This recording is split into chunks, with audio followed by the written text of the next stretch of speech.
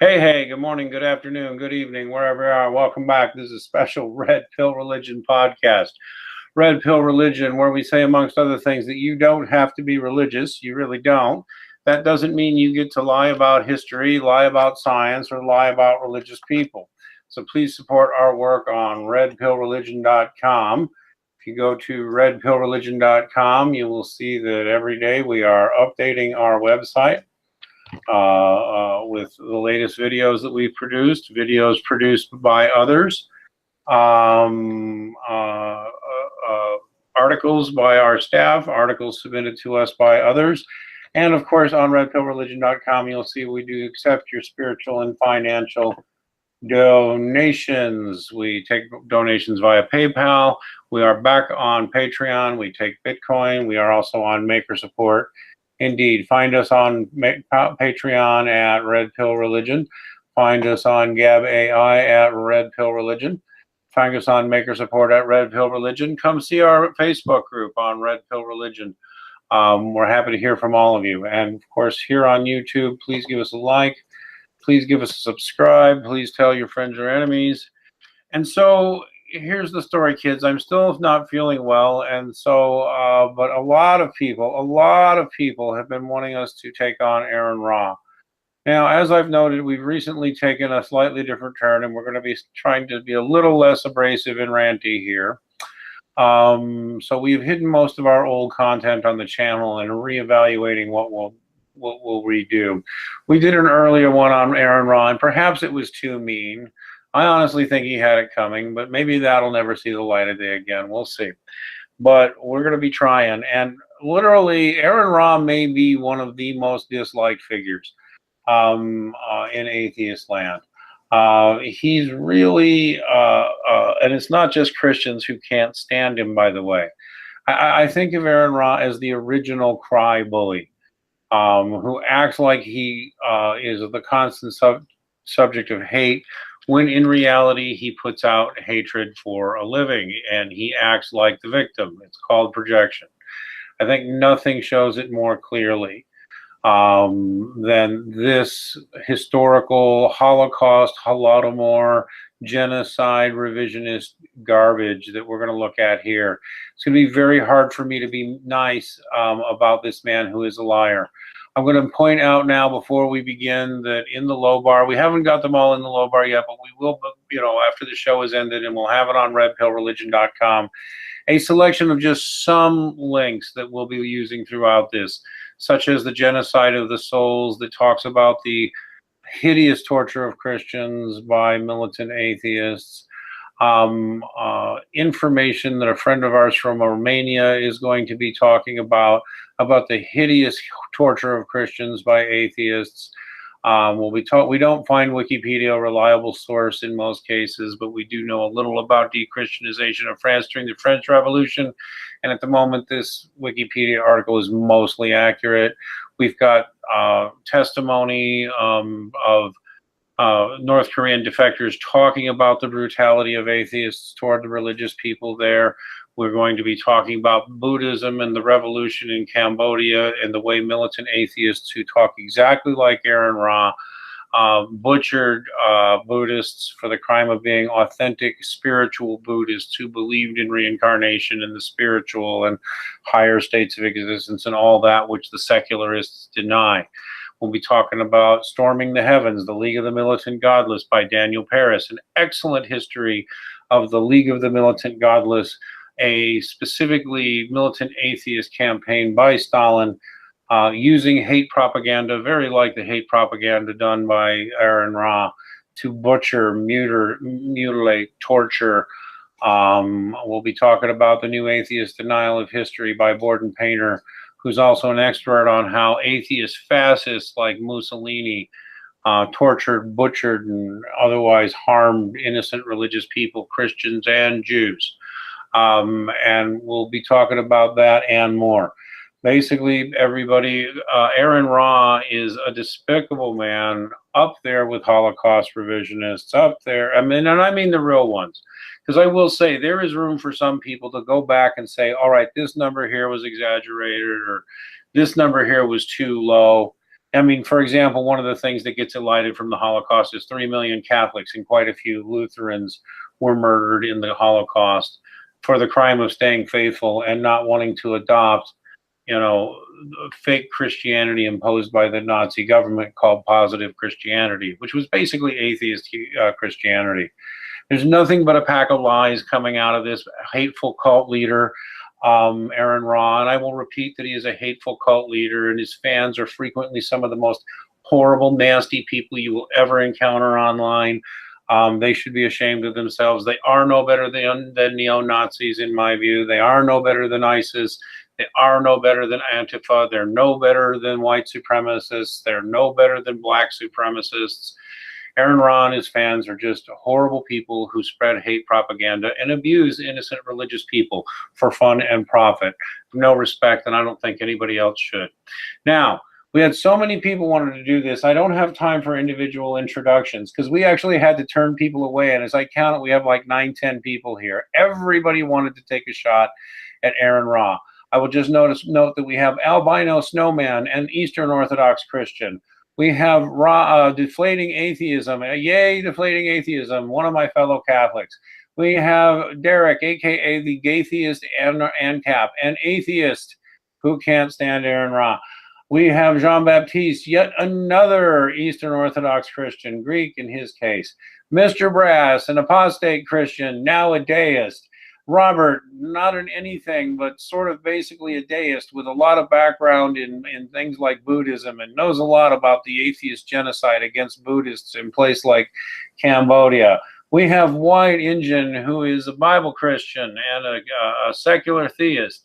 And we have Tiger Crusader, who is a Romanian Orthodox, right? And from Romania? Yep, that's right. All right, that is quite a collection of people. By the way, this should also let Aron Ra and his fans know you are not allowed to simply call us Christian apologists. You just don't get to do that. That's not what this is. You can't say this is Catholics attacking you. You can't take this as Christians attacking you. You can take it as a different group of people of varying religions taking you on and calling you out on your crap, sir. And crap is what it is. By the way, yes, this is me being nice. I think I'm really wanting to be a lot more pungent.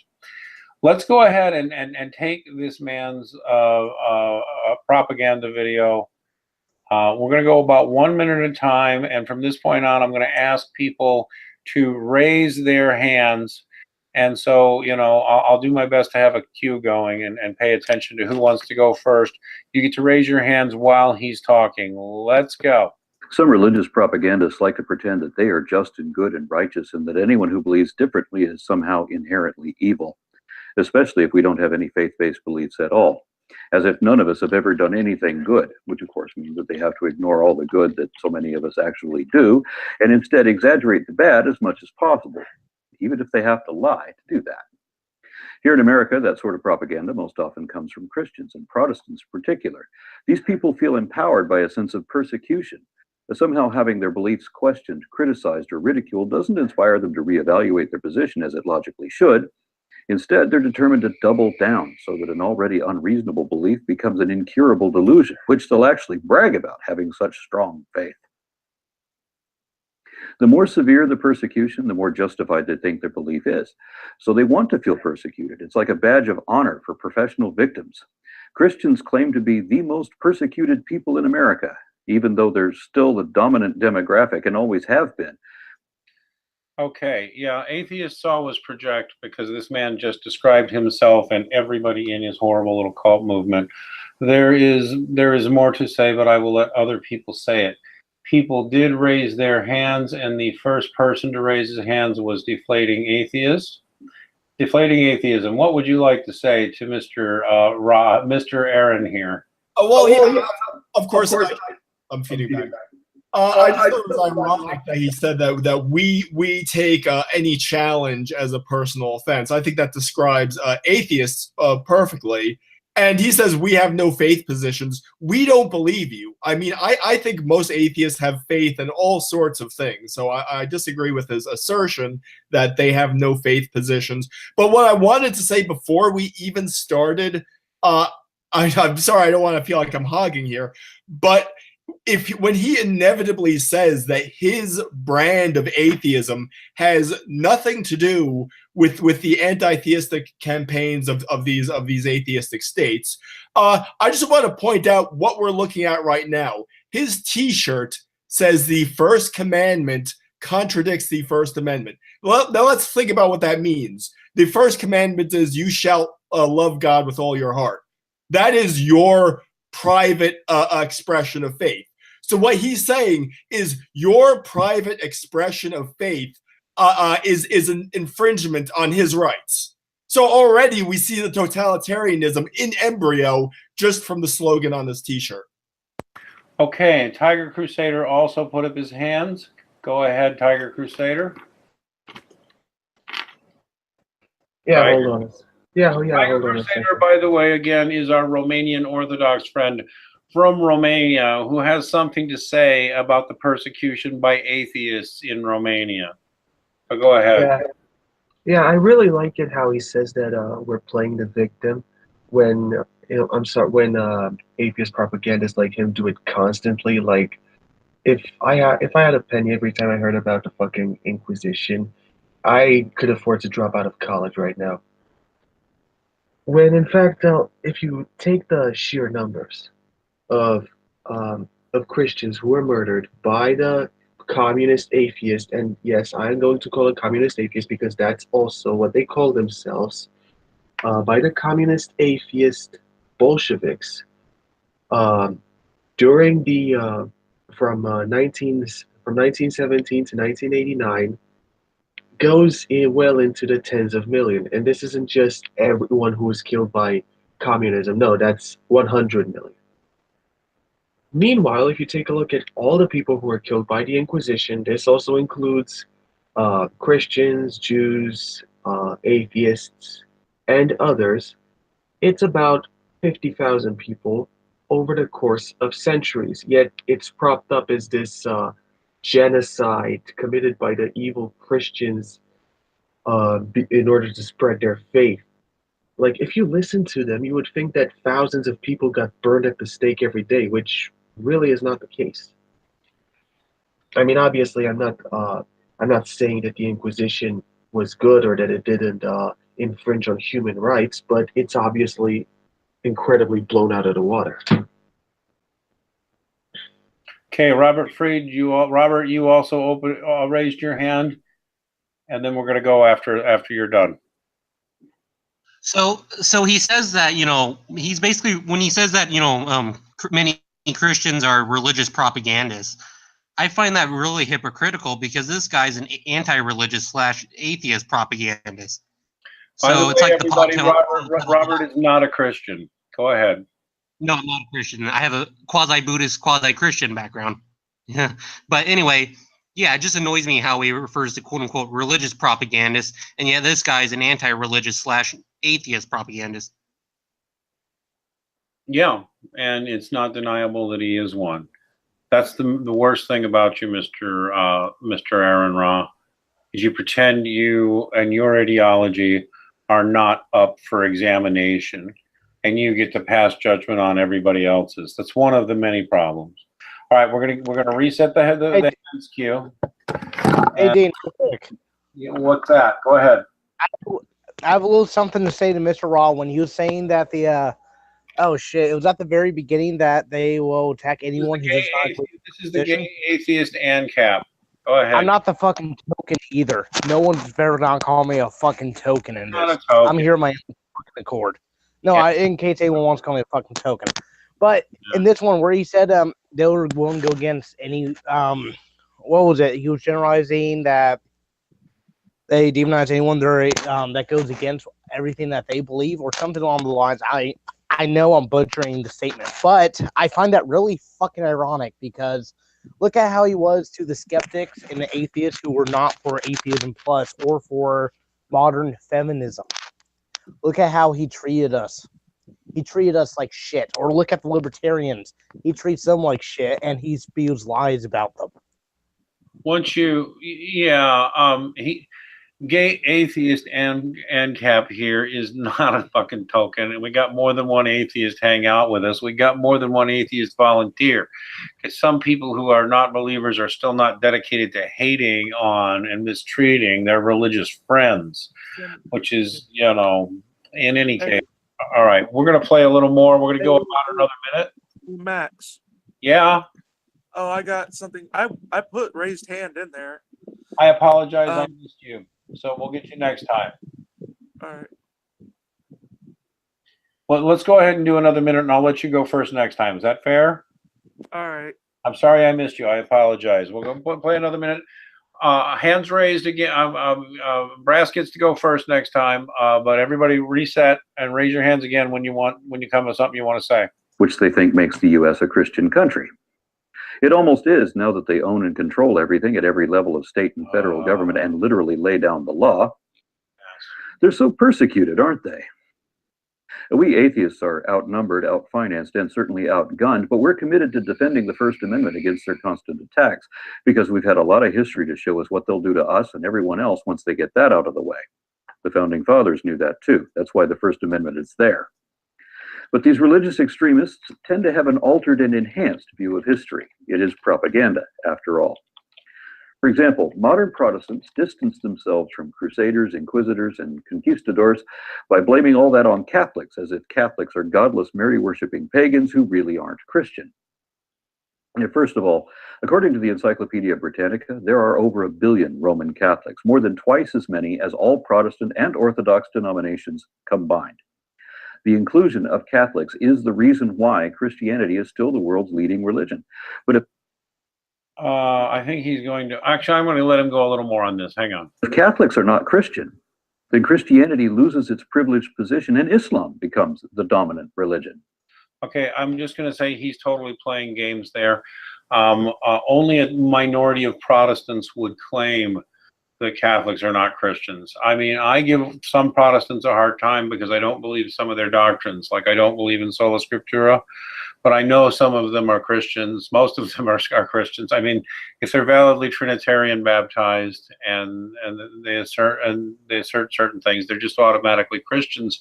And that is true. Most Christians are in agreement with that. So trying to, I mean, and the ludicrous claim of a minority of Protestants that Catholicism is just paganism would also require you to say that Eastern Orthodoxy, Assyrian Orthodoxy, Oriental Orthodoxy, like the Coptics, Anglicanism, and much of Lutheranism and some other forms of Protestantism are all also not Christian. And you wind up with a tiny minority of some Protestants making this absurd claim. Furthermore, Islam is not monolithic and has the Shia-Sunni divide and divides within each of those. You're playing word games. Only a small minority of Christians would claim that Catholics are not Christian. You are taking a radical fringe position, even for Protestants, sir.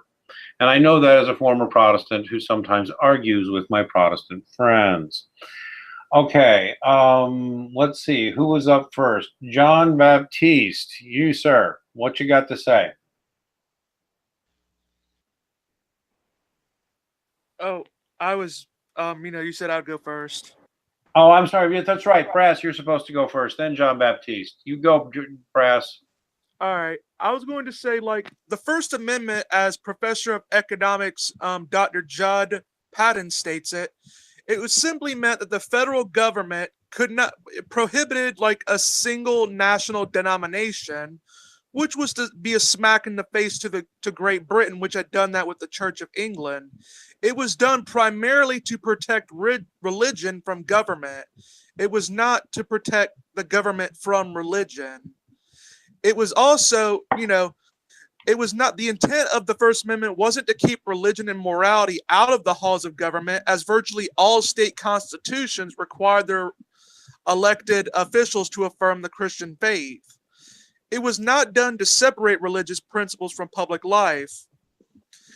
And it wasn't until 1947 in the Supreme Court case of Everson and Board of Education where the meaning of separation of church and state was radically changed from what the Danbury Baptist letter had originally done with Thomas Jefferson, which all the Danbury Baptist Church wanted was to affirm that, you know, that the federal government would not make a national government. It had no bearing on whether states did it. Mr. Brass is correct, and Mr. Brass is also not a Christian. Next up, I have Albino. Oh, no, John Baptiste. John Baptiste. Go ahead, John Baptiste.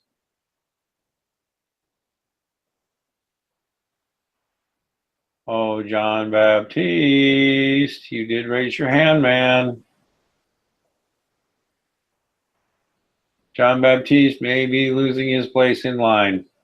Okay. Robert, you had your hand up. Robert, me? I'm sorry, no, Robert Fried. Oh. Dimitri. I wanted to say, he mentioned about the whole foundation of our Constitution and the separation of church and state. Yeah, they did establish that. However, they in no way were hostile to organized religion or the faith at the time. There is a quote from James Madison. He states, "Our Constitution was made only for a moral and religious people. It is wholly inadequate to the government of any other." Robert is not a Christian. Robert is an historian. Tiger Crusader, you had your hand up. Yeah, I just wanted to say that my head started to hurt when you said that Christians distance themselves from Crusaders. Like, honestly, this whole Crusaders were genociders narrative is just so false and so propagandistic. And I'm talking both atheist and Islamic propaganda. Because the Crusades were a war of defense, period. They were, by the time of the First Crusade, 2/3 of the Christian world had been conquered, the Middle East and North Africa. And it was, I admit, the Crusaders did do some horrible things, but it was no worse than any other medieval conflict. Thank you for saying that. I know a lot of the bad feelings on the Crusades do come from Eastern Orthodox, who remember some of the particular mistakes that Catholics have apologized for. But I know most Eastern Orthodox have pretty much accepted the apology by now. Not all, but pretty much most have. Yeah, I do see some anti-Catholic sentiments sometimes, but most of us see Catholics as brothers. Yeah, and I find that much more common. All right, I see that Robert Fried, or did we already get you, Robert? You already got me. I did already get you. I may have gotten, okay. Albino Snowman. Then Defector. Albino. Yeah, when he mentioned that Christians are in control of every level, my mind jumps to a small example, and that's here in my hometown. We have constant atheist propaganda being put up on billboards across my town. Not to mention the stuff you see on Google and in everywhere else. There's not really anything Christian about the modern pop culture. You see sex being slammed against our senses every day on TV. And I know this may be a little bit more conspiracy theory sounding, but if you just wake up and watch television, you'll see what I'm talking about. I mean, it's pretty simple. We don't control everything at every level. I don't know where that comes from, besides this little victimizing, playing game, trying to garner sympathy from everybody, because we don't. Granted, we may have some Christian governors at certain places. Donald Trump, I don't know whether or not he is a Christian. That's up for debate. But if you really think that we're in control, then we wouldn't have a lot of the crap that you see in society. We wouldn't be pushing the same exact stuff.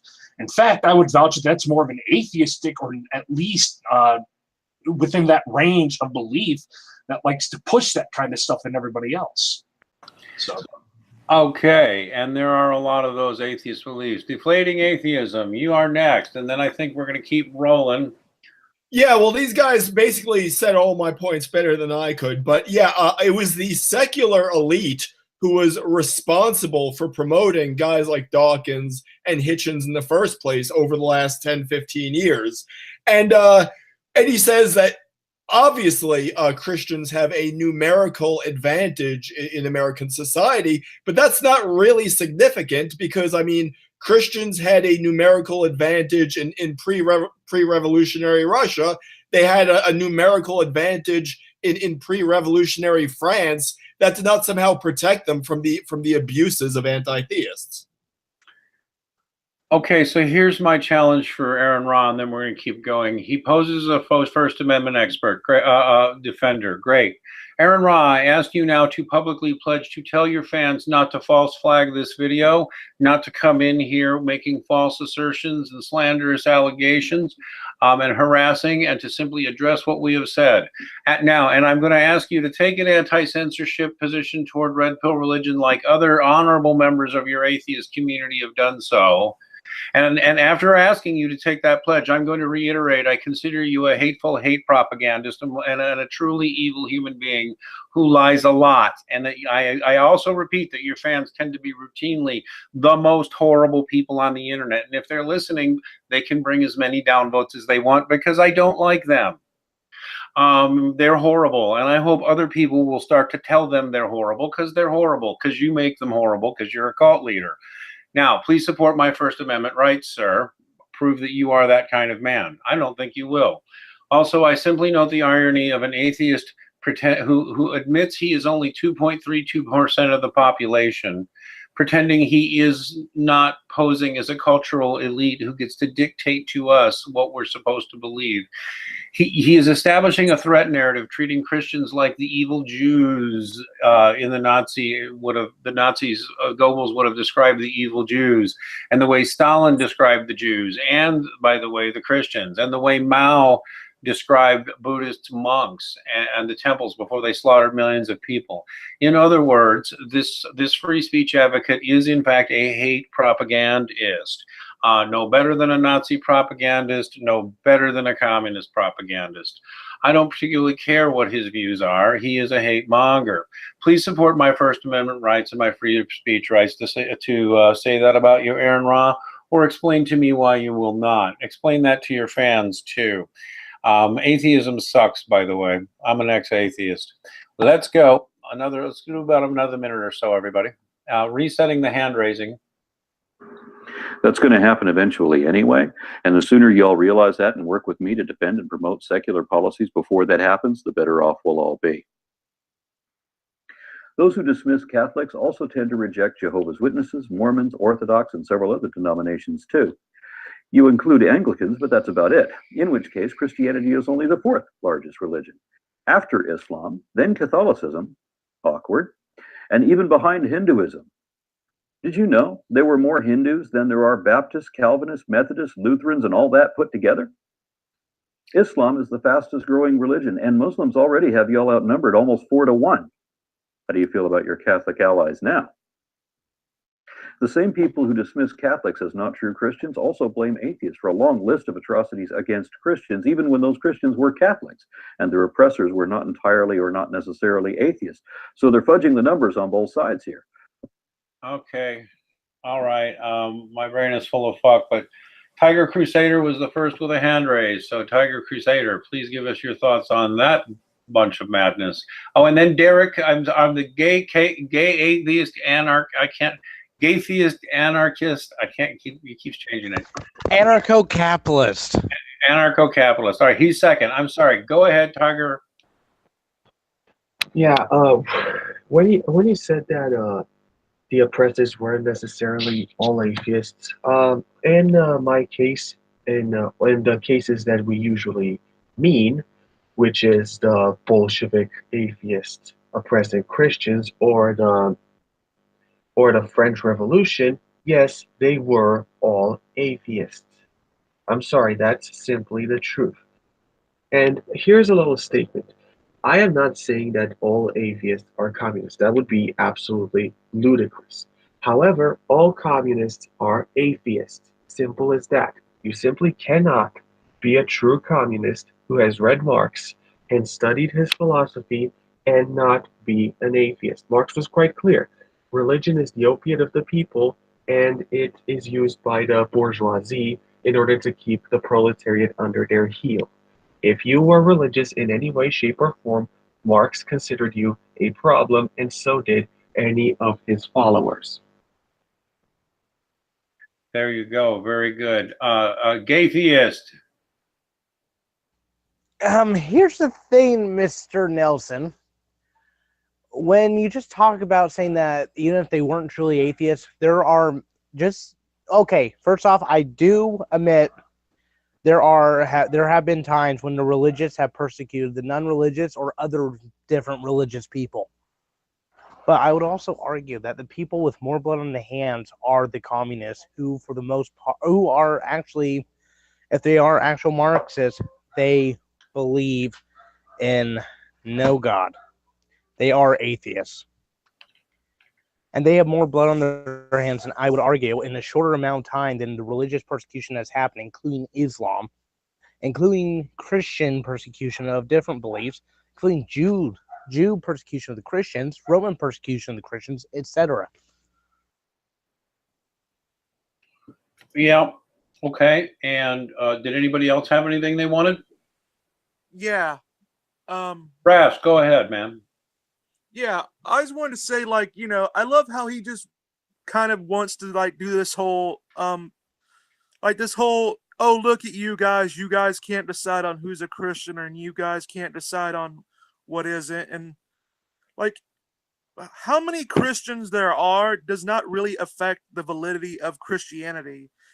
Christianity could only have 3,000 members, but if Jesus really did rise from the dead, that would still be true, regardless of how many there are. And, you know, I'd also like to point out that at one point, you know, in ancient Greek, there were more slaves than there were free citizens. But I would think you'd be hard-pressed to say that just because the slaves held the majority of the people, that somehow they were not oppressed. I want to point out a book here. Tiger Crusader is always saying I should not promote Vox Day. We have a lot of reasons to view Vox Day with suspicion. However, in this particular book, his statistics are impeccable, so it doesn't really matter. I mean, I can, from a Christian perspective, I consider the man a heretic, and his politics are fringe, but his data is quite good, and he makes it very clear that atheist regimes are more dangerous than Islam, and we've got the data to back that up. And so, you know, I'll stand by the data that he publishes there. If anybody wants to refute it, let me know. Robert Freed, you wanted to say something? Yeah, so I don't get is that Aron Ra goes into this whole spiel about the no true Scotsman fallacy, and who's and why Christians can't agree who's a true Christian or not a true Christian. And as I'm watching that, I'm thinking, like, what the fuck does this have to do with anything, especially relating to quote unquote atheist states? This seems to be like just a red herring, in my opinion. Yeah, absolutely. And listen, I mean, the thing is that while you can find atheists left, right, and center, and you can find Christians left, right, and center, you might get a controversial firebrand radical like a Vox Day. You might get somebody much more orthodox. If you look at Alexander Solzhenitsyn and read the Gulag Archipelago and read more of Solzhenitsyn, the repression of religion and religious people is undeniably a huge part of the history of these regimes, and it's always at the hand of militant atheists who talk like you, sir. All right, we're resetting the hand raising. Go ahead. Somebody missed. Did I miss somebody? Where are you seeing? I have a question. Are you seeing the hand raising? Okay. On the hand raising, just if you can't use our chat room, some of you can't seem to make it to the chat room, you're going to have to shout out hand raise, and I'm going to have to hear you. What chat room? The Google Chat Hangout chat room that we're all in. You have to either get to Google Hangout chat and use that, or just yell. Okay, so I'm looking at it right now. Oh well. Do tech support over the line, so just yell when you want to raise your hand, and we'll Sounds keep. good. All righty. That's what makes these claims propaganda, that they are both biased and deliberately misleading. Like you. For example, the reign of Yep. terror during the French Revolution was aimed at Catholics specifically, not the Protestant Huguenots or Lutherans or even the Jews who were also there. Well, that It was makes aimed it against okay. Catholicism because revolutionaries saw the Catholic Church as their oppressors, which of course they were and Oh. had been for centuries. And while there were some atheists in the French Revolution, most, including Napoleon, were deist. Well, let's not forget that after deposing theocratic rule of the Catholic Church, the state then mandated a belief in the deistic version of the supreme being. That's still God, so you can't call them atheists. Likewise, Christians blame atheists for murdering tens of thousands of religious believers in the Paris Commune of 1871, but that's not what happened either. Again, Catholic clergy gave authority to the monarchy and therefore had to be deposed along with them. But this was an entirely political conflict in which religious believers were never targeted, nor atheists implicated as the aggressors. At least some of those rebels were Christian, and fewer than 1,000 people were reportedly killed in total. Robert raised his hand. Go ahead. Okay, where to begin? Oh, I'm echoing. Try again. Okay, where to begin with this clusterfuck right here?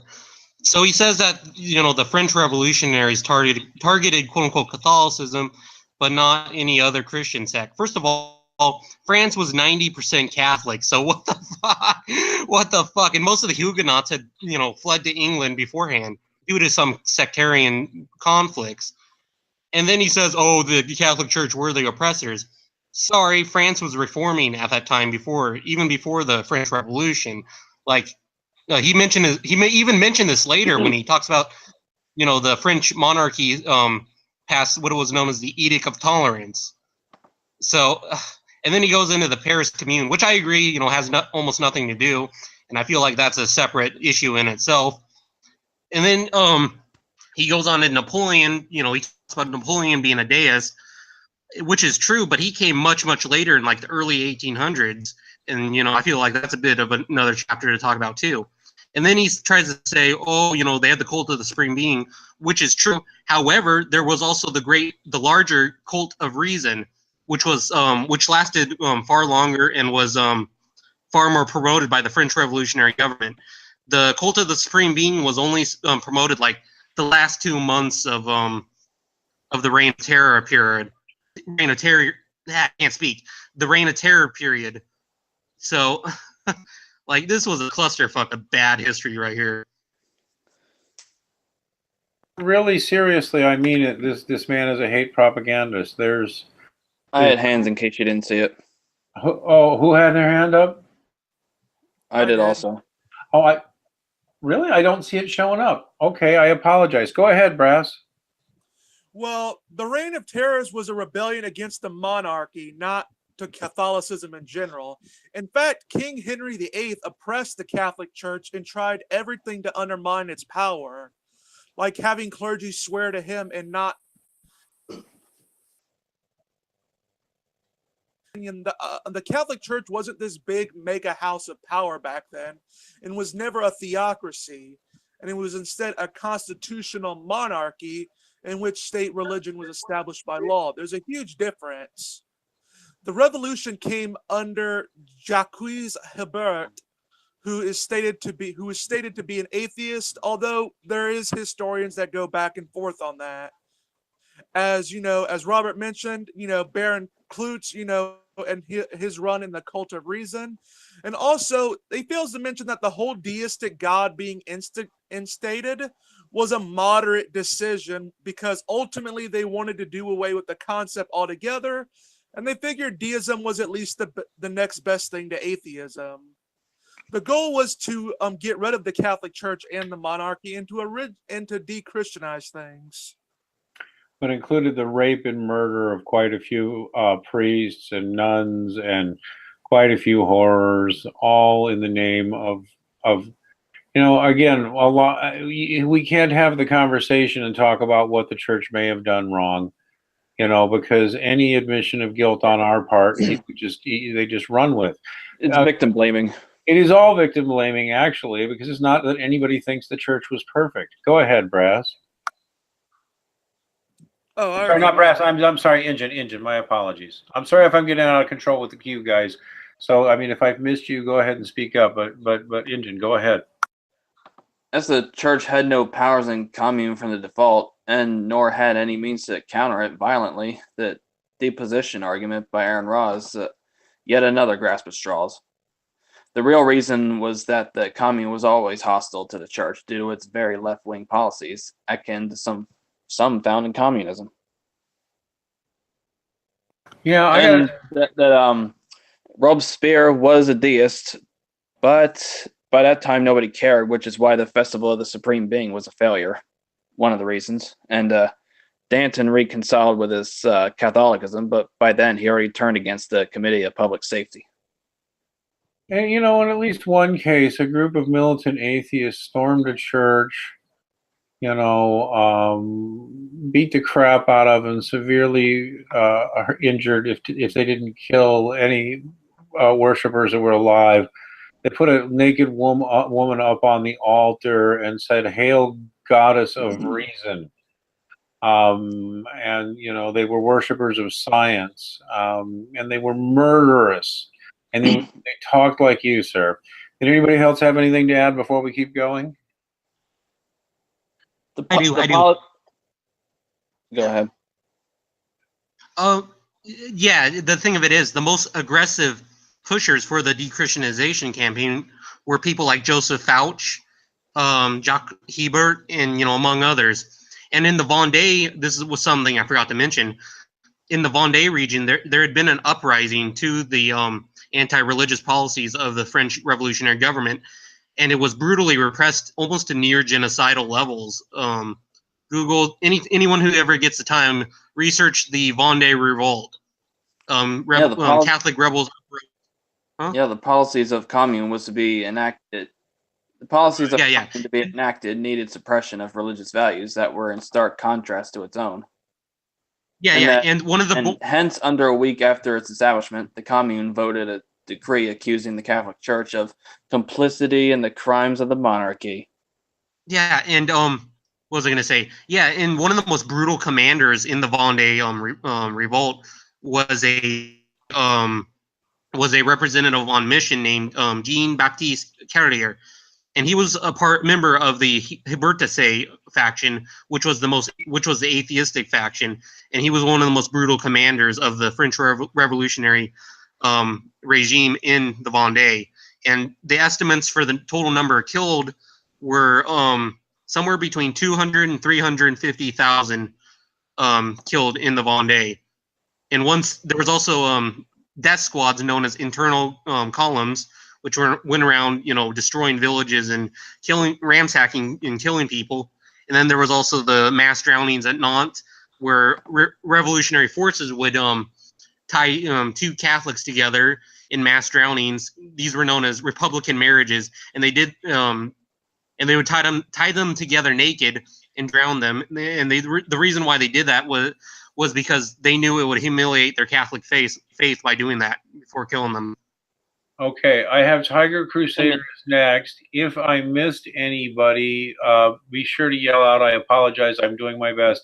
Don't feel bad, like I'm ignoring you. Yell if I've missed anybody. But Tiger Crusader, go ahead.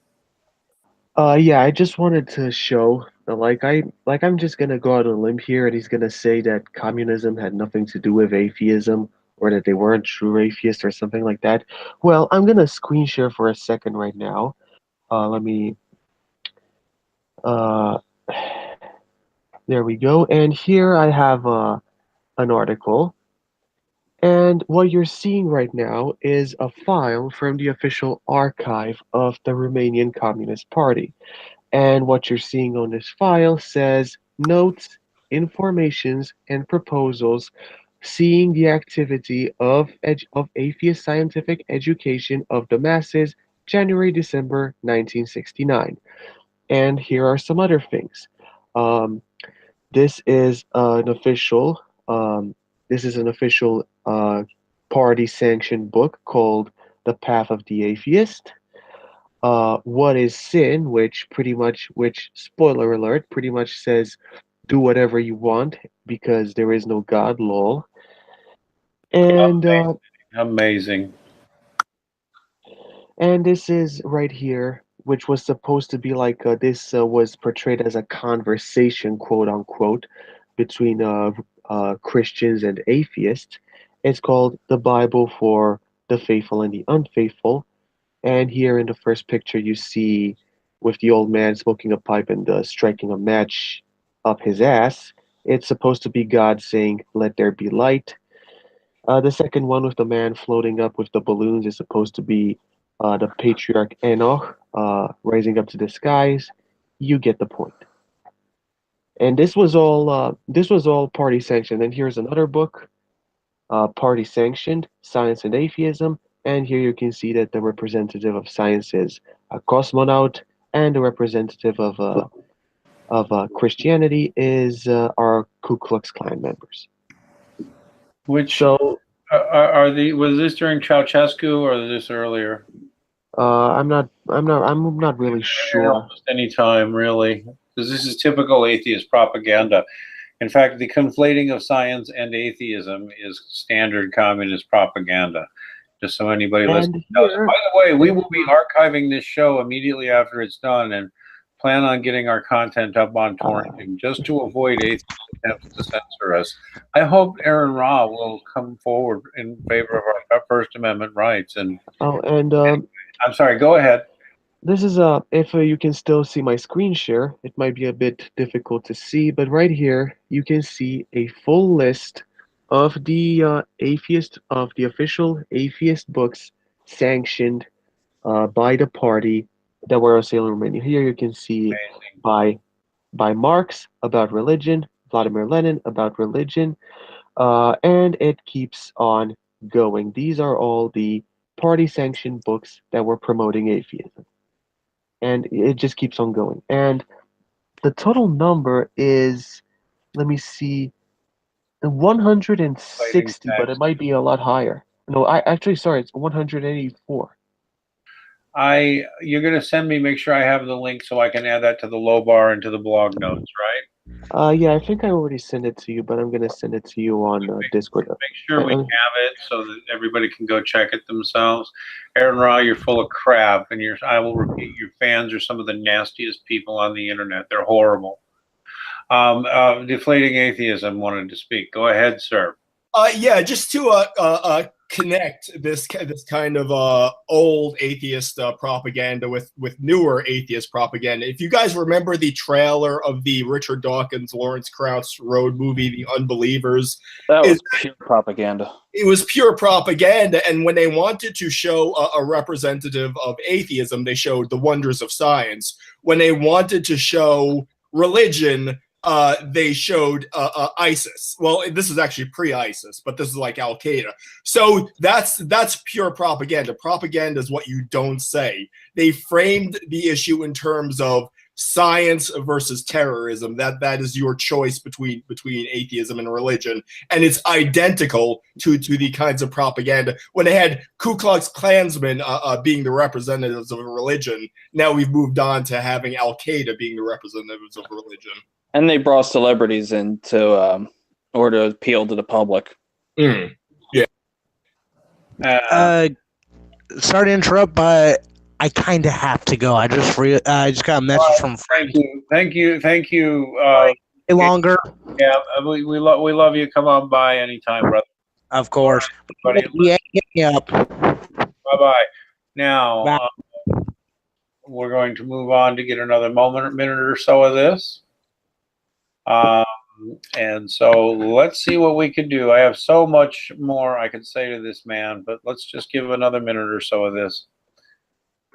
Then, when the Bolsheviks took over the Russian Empire, their Red Army was pitted against the White Army, being a collection of Tsarists, Republican liberals, there's a concept, and Russian Orthodox, which American Protestants only consider Christian when it's convenient for their persecution complex.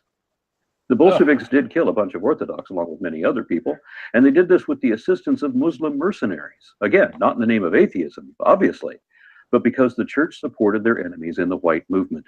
If you're opposed to the Tsar, who was backed by the Russian Orthodox Church, then the Church was your enemy too.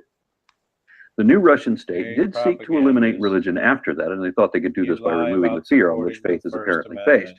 But at that time, the majority of Soviet citizens were still openly religious. Even after the communists established state atheism, most organized religions were never outlawed, and people were still allowed to carry religious and anti-religious materials. Oh my goodness gracious, gracious. I don't believe this man for a second defends the First Amendment at all. But, all right, let's see who had their hand up first. Why, it would be Tiger Crusader. Go ahead, Tiger Crusader. Yeah, when he said that that religion was never outlawed in the Soviet state, or that religious people weren't persecuted, just what the actual fuck? Like, I know he has probably never read a book about the Soviet persecution of Christians, but when you get the accusation, oh, Soviets were atheists who persecuted Christians, then maybe you should look into it a little bit. And it's just... I mean, you had... Go ahead. And they were... And the Orthodoxy, the Russian Orthodoxy that was during the Tsarist period was outlawed. Absolutely. There was something like the Nazis' positive Christianity for the communists. I don't exactly remember how it was called, but basically, you had these party-sanctioned priests that said that religion is pointless and that we've reached a point in which we share everything with our fellow man, that we don't need religion anymore, and Right. that we and all that sort of nonsense. That was what positive Christianity basically was. And I just wanted to put that out there. That was the Nazi version of Christianity. He'll get to the Nazis later. Yeah, it was basically Nazi Christianity that was imposed on people. Anyway, I had hands also. Okay, go ahead then, Injun.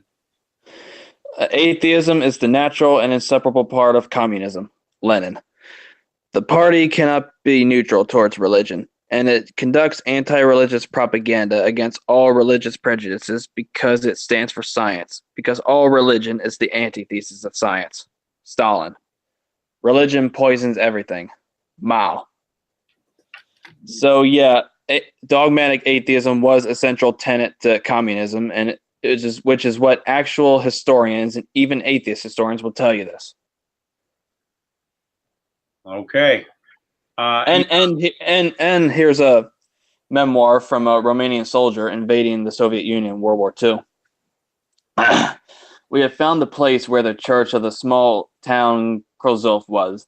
It was now a cinema with crude concrete statue of Lenin in the yard. Even the crosses on the gravestones had been knocked down, replaced with simple stone tablets. The huge cross that was once the centerpiece of the massive structure was now in the basement, purposefully put upside down. Our division priests invited the citizens during Sunday service to the troops. All the older men and women had tears in their eyes. One older man fell to his knees and began sobbing like a child as he saw the icon of the Virgin Mary. He said that he hadn't seen one in 20 years. The Bolsheviks had burned his icons, his crosses, and even his Bible and prayer books in front of him. They hadn't heard a service in 20 years, even if they had to hear it through a translator who only spoke a rather broken Russian. Our 4 priests have baptized 40 children this week. We allowed some of the Russian prisoners to listen to the service. They were looking like broken from a trance. The bellowing, mad red dogs were now staring into nothingness as they heard the holy word. They too began to sob as they realized the lie they had been living under. Make sure we have a link to that, Injun. All right, Robert F.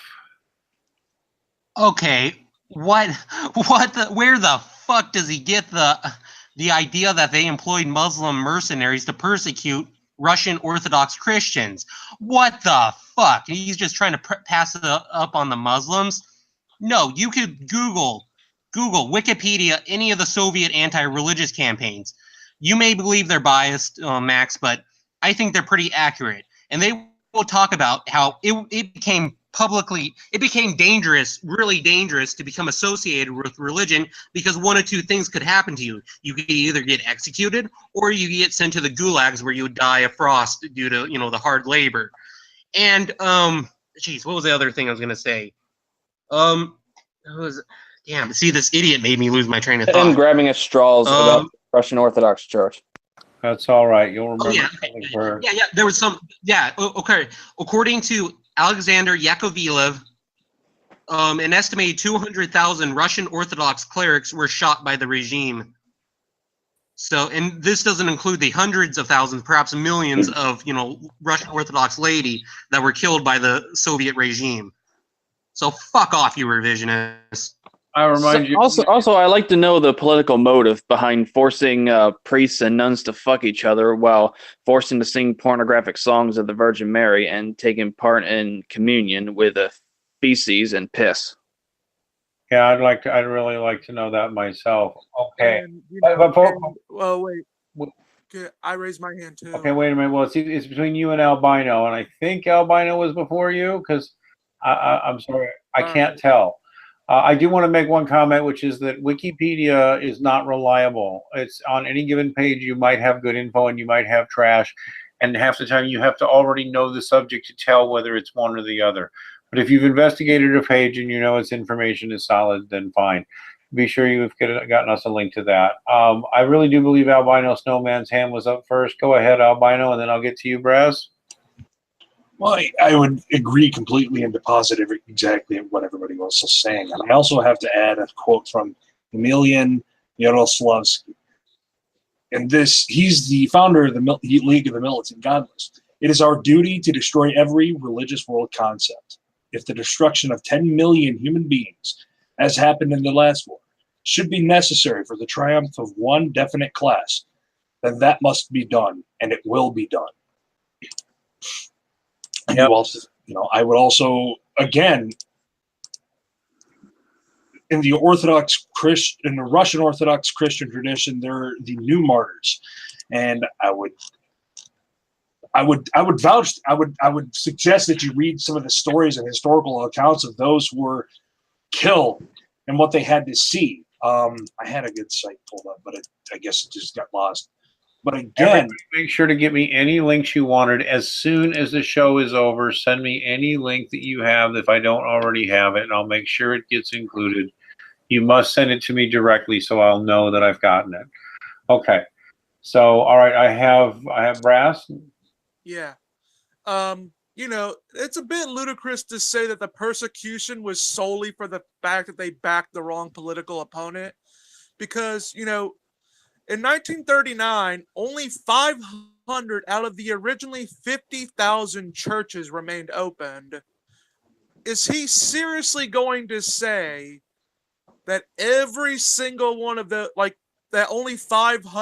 only about 500 of those churches were conveniently not for the Tsar? It's ridiculous. They obviously did persecute them. And they weren't outlawed because trying to outlaw something right away that a majority of the population participated in would be impossible to maintain. So rather, they chose to do it slowly and hope that over time, with the indoctrination of communist propaganda in school, that they would do it. They were not dumbasses. They knew outlawing it right away would be nearly impossible to enforce because, we're broken up a little bit then.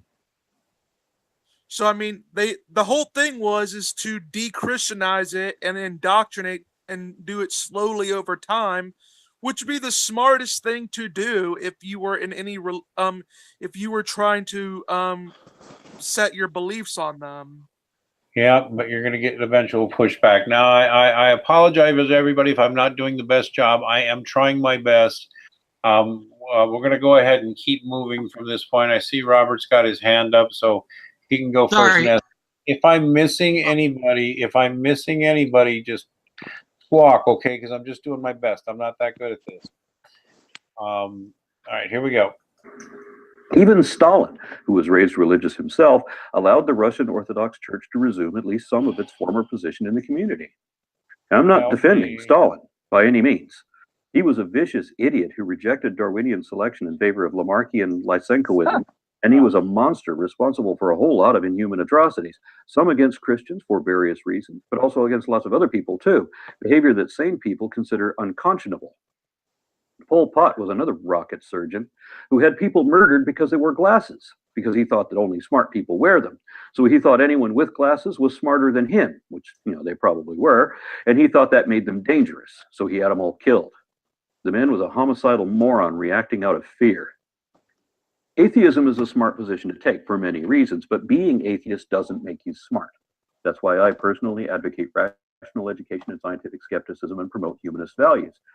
Just because you're atheist doesn't make you rational or skeptical or educated. Your mere lack of belief in gods doesn't automatically make you a humanist, I'm sorry to say. Okay, whatever. Oh, my goodness gracious. Sir, you miseducate people on science. Okay. Robert, I said you could go next, and then we're going to have John Baptiste. So I have hands also.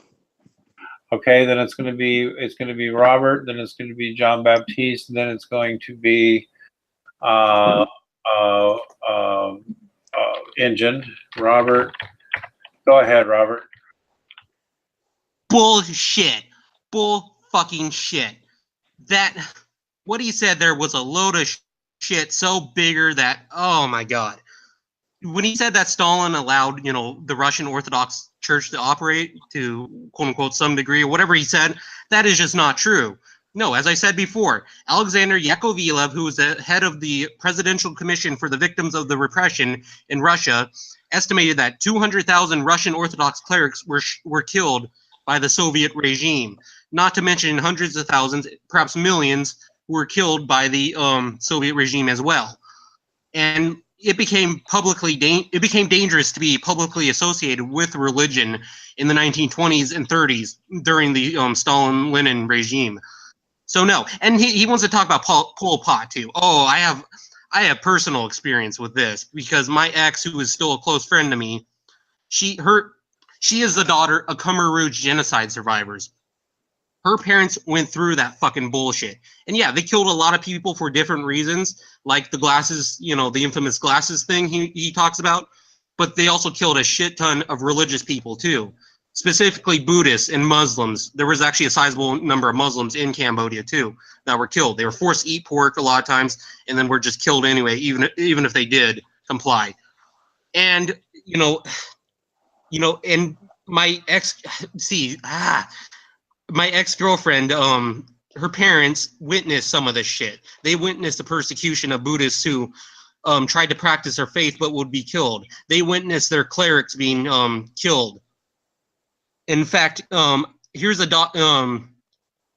is from the Khmer Rouge. Here's a quotation from the Khmer Rouge. Quote, "Religion was feudal and oppressive, and monks were useless parasites, leeches living off the blood of the people." And during this period, virtually every Buddhist monk was killed off by the regime. It's really, really quite unconscionable, and truly, this man is a hate propagandist. I would like to refer people to the book, The New Atheist Denial of History by Professor Borden W. Painter, who we have interviewed and who's an expert on this sort of thing. This truly is hate propaganda. Next we have John Baptiste, then Tiger Crusader, and scream if we're missing you. I'm doing my best. Jean Baptiste.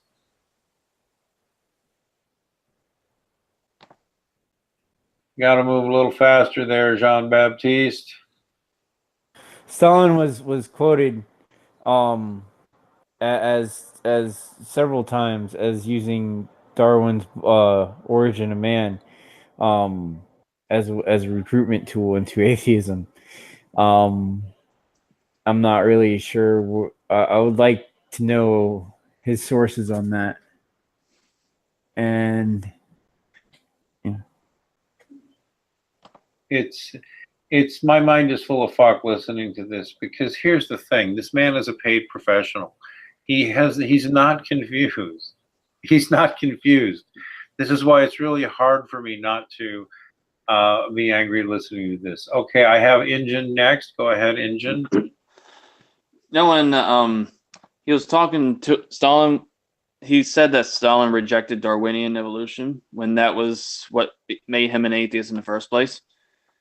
He said, this guy wrote in his journal that Comrade Stalin developed a critical mind and revolutionary sentiments. He began to read Darwin and became an atheist. That I began to speak of God. Joseph heard me out and after a moment's silence said, "You know what? They are fooling us. There is no God." I was astonished at these words. I had never heard anything like it before. "How can you say such things, So-So?" I exclaimed. "I'll lend you a book to read. It will show you that the world and all living things are quite different from what you imagine. And all this talk about God is sheer nonsense," Joseph said. "What book is that?" I inquired. "Darwin. You must read it," Joseph impressed on me. Yeah, my mind is just full of it. Now, if I've missed anybody, let me know. I just couldn't. Yeah. Okay, hang on a second. I just couldn't. Now that you mentioned, I just wanted to riff on this real quick. Did you notice how he basically attacked Stalin's character for having the wrong theory of evolution? I key on this obsession, like, oh, Lamarck. He was flawed because he believed in Lamarckianism, not, And the truth of it is, how creepy weird is that, right? This judges your character based on what your position on evolution is currently. Here's a neat book, by the way, called Explore Evolution, The Arguments For and Against Neo-Darwinism.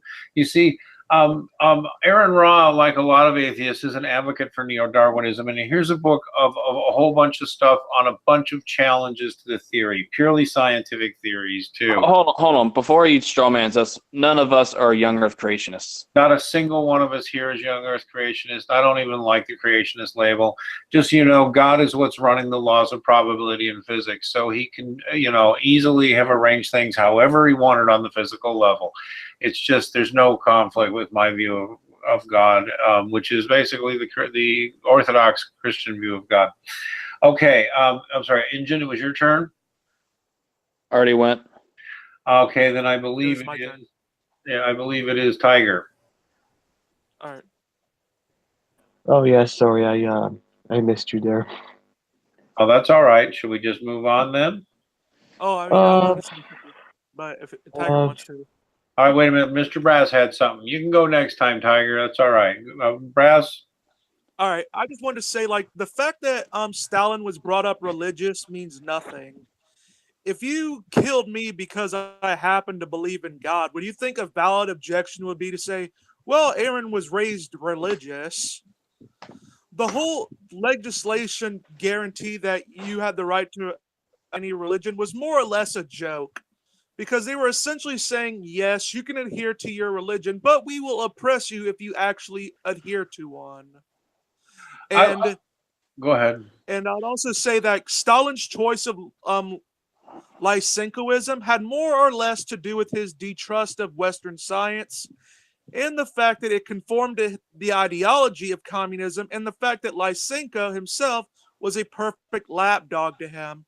He was an idiot for different reasons.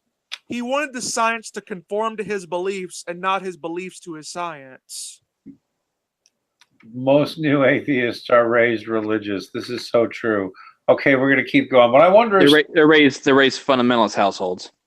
Well, no, because some wind up raised Catholic or Orthodox. And actually, the ones who are raised Orthodox turn, but I mean, the fact of the matter is, most atheists, a lot of atheists are raised Christian. I guess we can just count them as not true atheists anymore too, right? I mean, holy one more thing, he says atheism is a smart position for many reasons.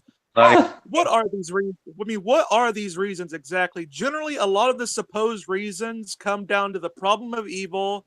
The universe isn't how I would have designed it, therefore it wasn't. And the whole, if you were born in X place, you would be. Now, yeah. And while it was, back then, it was.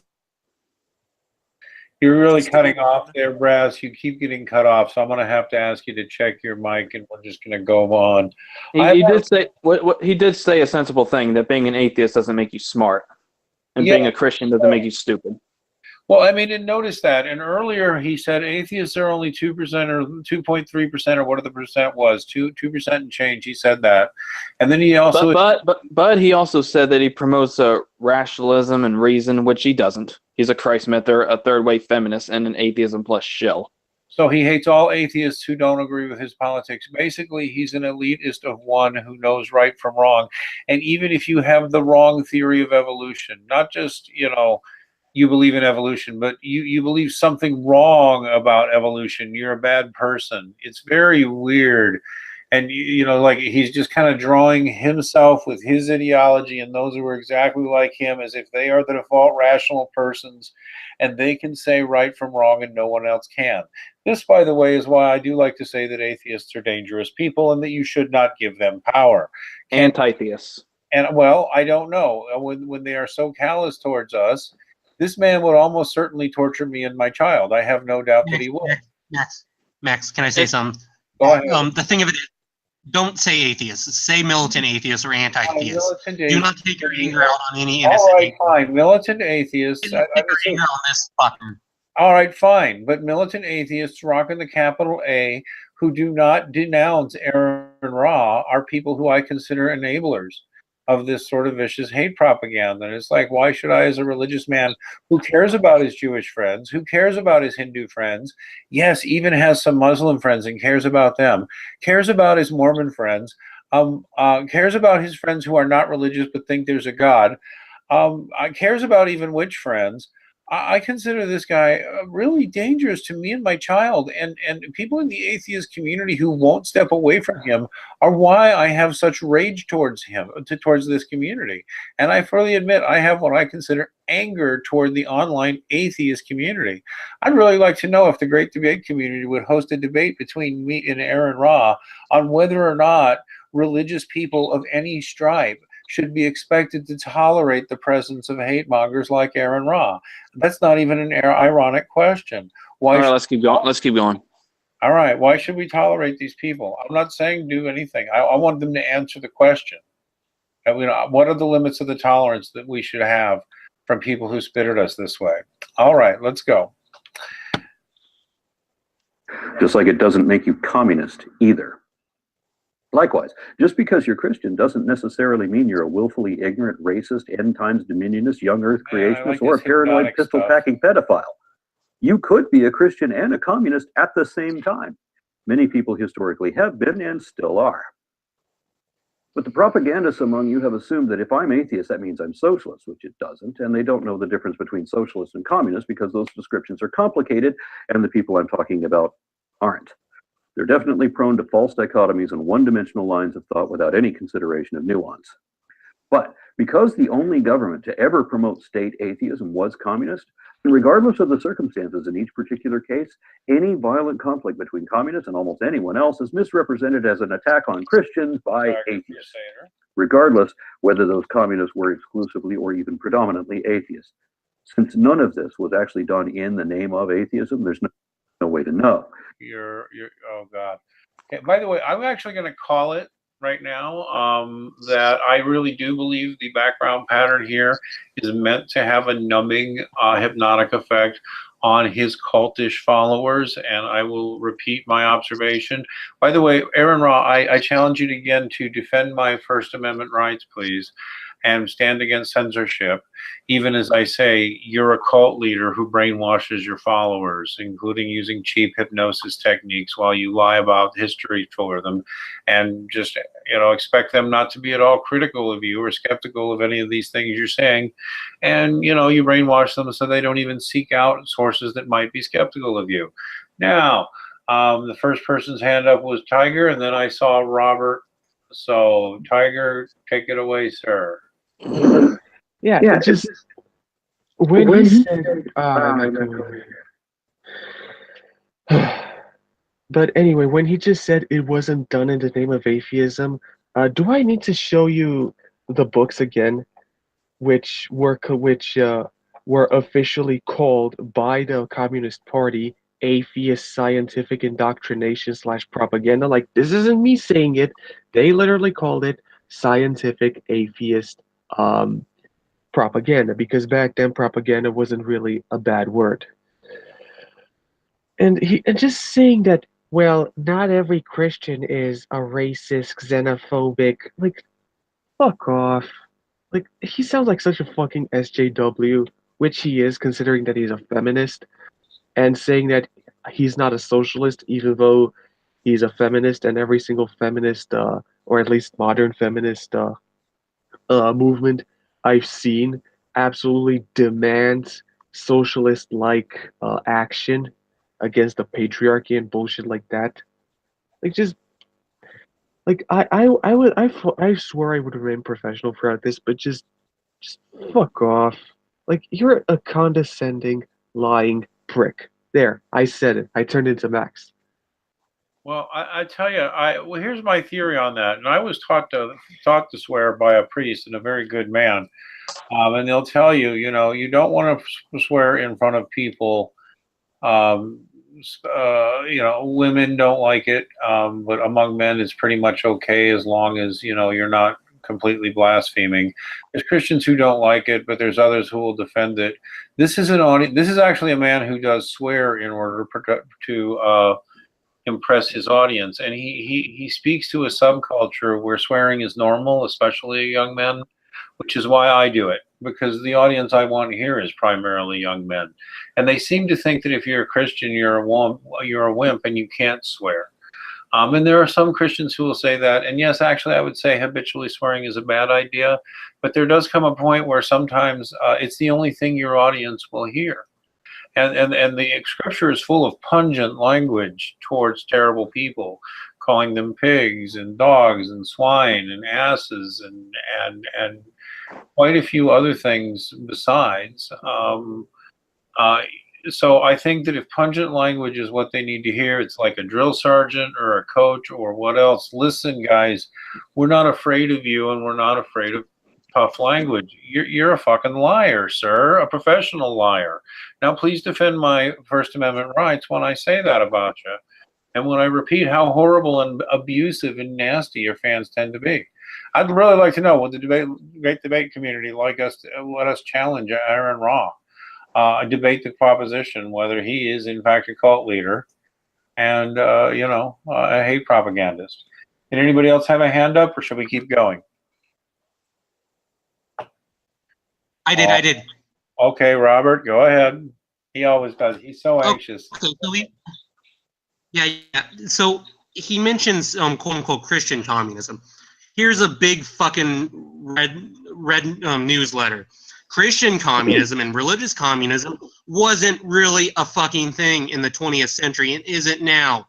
Yeah, there's some weirdos, but you know, those kind of people always exist who try to reconcile different ideologies and worldviews together. Sorry, that just isn't the case. And by the way, Aron Ra, the revisionist, did you know Richard Spencer, the leader of the alt-right, white nationalist alt-right, is an atheist? Shock, too. And here's the thing, too. Going back to the whole religious communism thing, Mongolia did try to have this thing in Mongolia where they had Buddhist communism.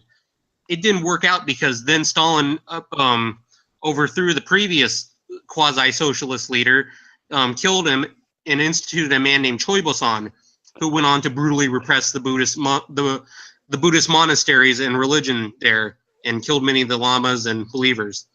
So piss off. All right. Well, we've been going a little while, but we might as well just push through and finish this thing, even if we go a ways. We are going to have to archive copies of this right away. I do recommend mirrors. I expect false flag attempts. Maybe just my calling it out will make it less likely, but let's go ahead and play a little more of this. And whether any of them were actually atheists is largely irrelevant. And it's not just communists who are categorized this way either. Socialists are conflated with communists too, and thus labeled atheists, even if they're practicing Christians. Jesus himself was a socialist. That don't make him atheist, or violent either. It was never about atheists hunting Christians because they are Christians. That's just a persecution fantasy. While atrocious horrors are often committed in the name of God and religion, and violent mobs have reacted to that, especially when imposed by the ruling class, no such riots were ever committed in the name of what they don't believe. Religion is not the only ideology one can believe in that can incite violence. Authoritarianism has particular appeal to the worst people ever, regardless whether they believe in God or not, especially when that becomes totalitarianism. I was always told not to talk about religion or politics, an order that I obviously didn't obey. Because of that, I've discovered that the only thing less rational than religion is politics. And I've seen that atheists would sooner form alliances with politically compatible believers than tolerate political differences among fellow infidels. You can still believe in political ideologies and act horribly in their behalf, regardless whether you also believe in religion. So I can't even untangle that. I see Deflating Atheism's hand up first. Go ahead, sir. If anybody else needs in, raise your hand. Well, he actually stumbles on something that's half right. It's like nobody undertakes a project because of what they don't believe. But you wouldn't be making videos if you merely lacked a belief in God. You make videos because you think religion is this malefic force, which is precisely the belief that motivated these anti-theistic regimes to torture, imprison, and execute, hundreds of thousands of people, of religious believers and clerics. Absolutely. In fact, as a religious man, sir, and a former atheist, I genuinely want to know, this is one I would pitch at the great debate community too. Should I not consider you an enemy? Should I not consider you, an enemy to my family and a threat to my children? Why should I not? Why is that unreasonable? Can you explain it to me? Can without being too rude, can anybody at the great debate community explain it to me?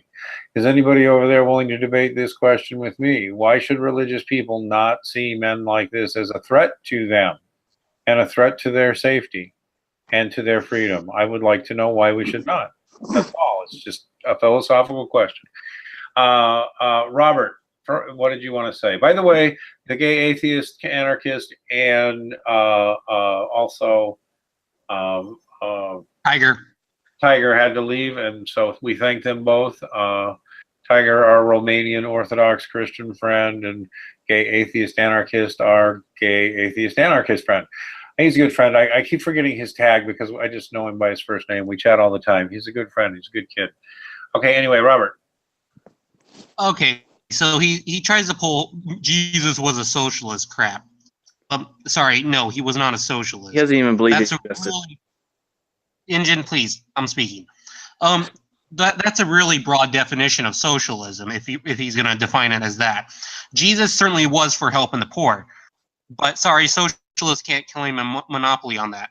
Jesus also liked people who like to innovate, and he liked I guess you could say capitalism as well, if that's the case, because there's a story where Jesus gives these people a certain amount of money. I'm really butchering it too because it's been a long time since I've been in church, but he gives money to certain people to go invest and improve themselves.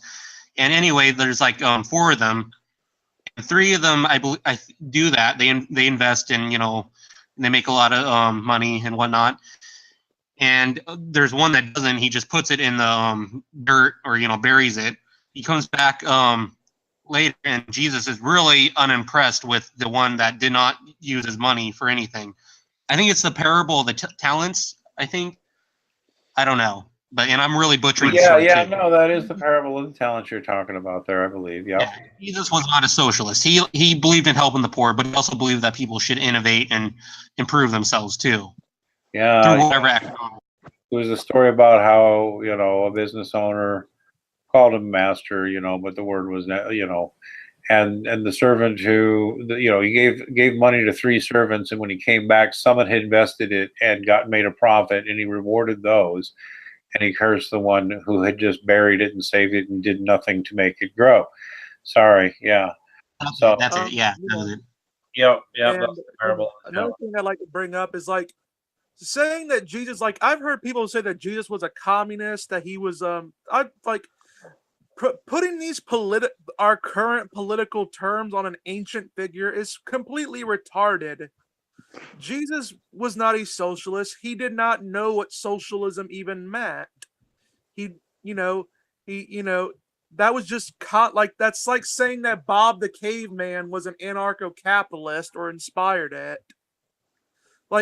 These terms did not exist when Jesus was around. Yeah, I'm telling you, when I was an atheist, I could have spotted the word games this guy's playing, and I knew even 10, 15 years ago when I was still an atheist, when I would hear stuff like that, I'd say, these guys crazy. You know, it's part of why I wound up getting out of atheism, because I learned guys like this were crazy. And I'm begging any young people listening to this, most of you are fatherless young men and looking at Aron Ra as some sort of hero father figure, and he's not. He's just giving you bad information so you'll support him. And really, I want to know, doesn't anybody in the atheist community, I mean, some obviously do. I'd like to see more come out again, like Tim O'Neill. Tim O'Neill, who does not like us, and that's okay. He's not required to. He doesn't like Aron Ra either. Yeah, well, exactly, because he's going to be... His exact words were, having seen that guy's videos, anybody who takes that freak as an authority on anything deserves the crap they get. Yeah, well, there you go. And I appreciate him saying that. There's something we agree on. He probably doesn't like my style. All right, let's give this another minute of this. Or did you have something more you needed to say, or Agent? No? Nah, go ahead. I think deflating atheism wanted to say something. He had his hands ring. Oh, he raised his hand again. Go ahead. I just had if Jesus was a socialist, would that make Aron Ra's preferred economic system a theocracy? Is that how it works? Yeah, no kidding. No kidding. All right, let's push through. Let's see if we can get this finished. Let's give him another minute or so. Communists were rarely, if ever, exclusively atheists, and atheists are rarely communists. My wife's family, for example, fled Vietnam when the communists took their land and imprisoned her grandfather, among many other horror stories she tells. And consequently, she's an atheist with no love of communism at all. Most of the Christian claims we hear about atheist regimes are hogwash, and much of what we hear about Christianized history is whitewash. Let's not forget St. Bartholomew's Day massacre, where Catholics slaughtered tens of thousands of French Calvinists in 1572 in the name of God. Then remember the heavy persecution that began again with the Edict of Fontainebleau by Louis XIV in 1685. That's why Louis XVI signed the Edict of Tolerance 100 years later, allowing non-Catholics to practice religion freely at last. Remember, Henry VIII initiated anti-Catholic hostility that led to Anglican and eventually German Protestants persecuting or killing Catholics.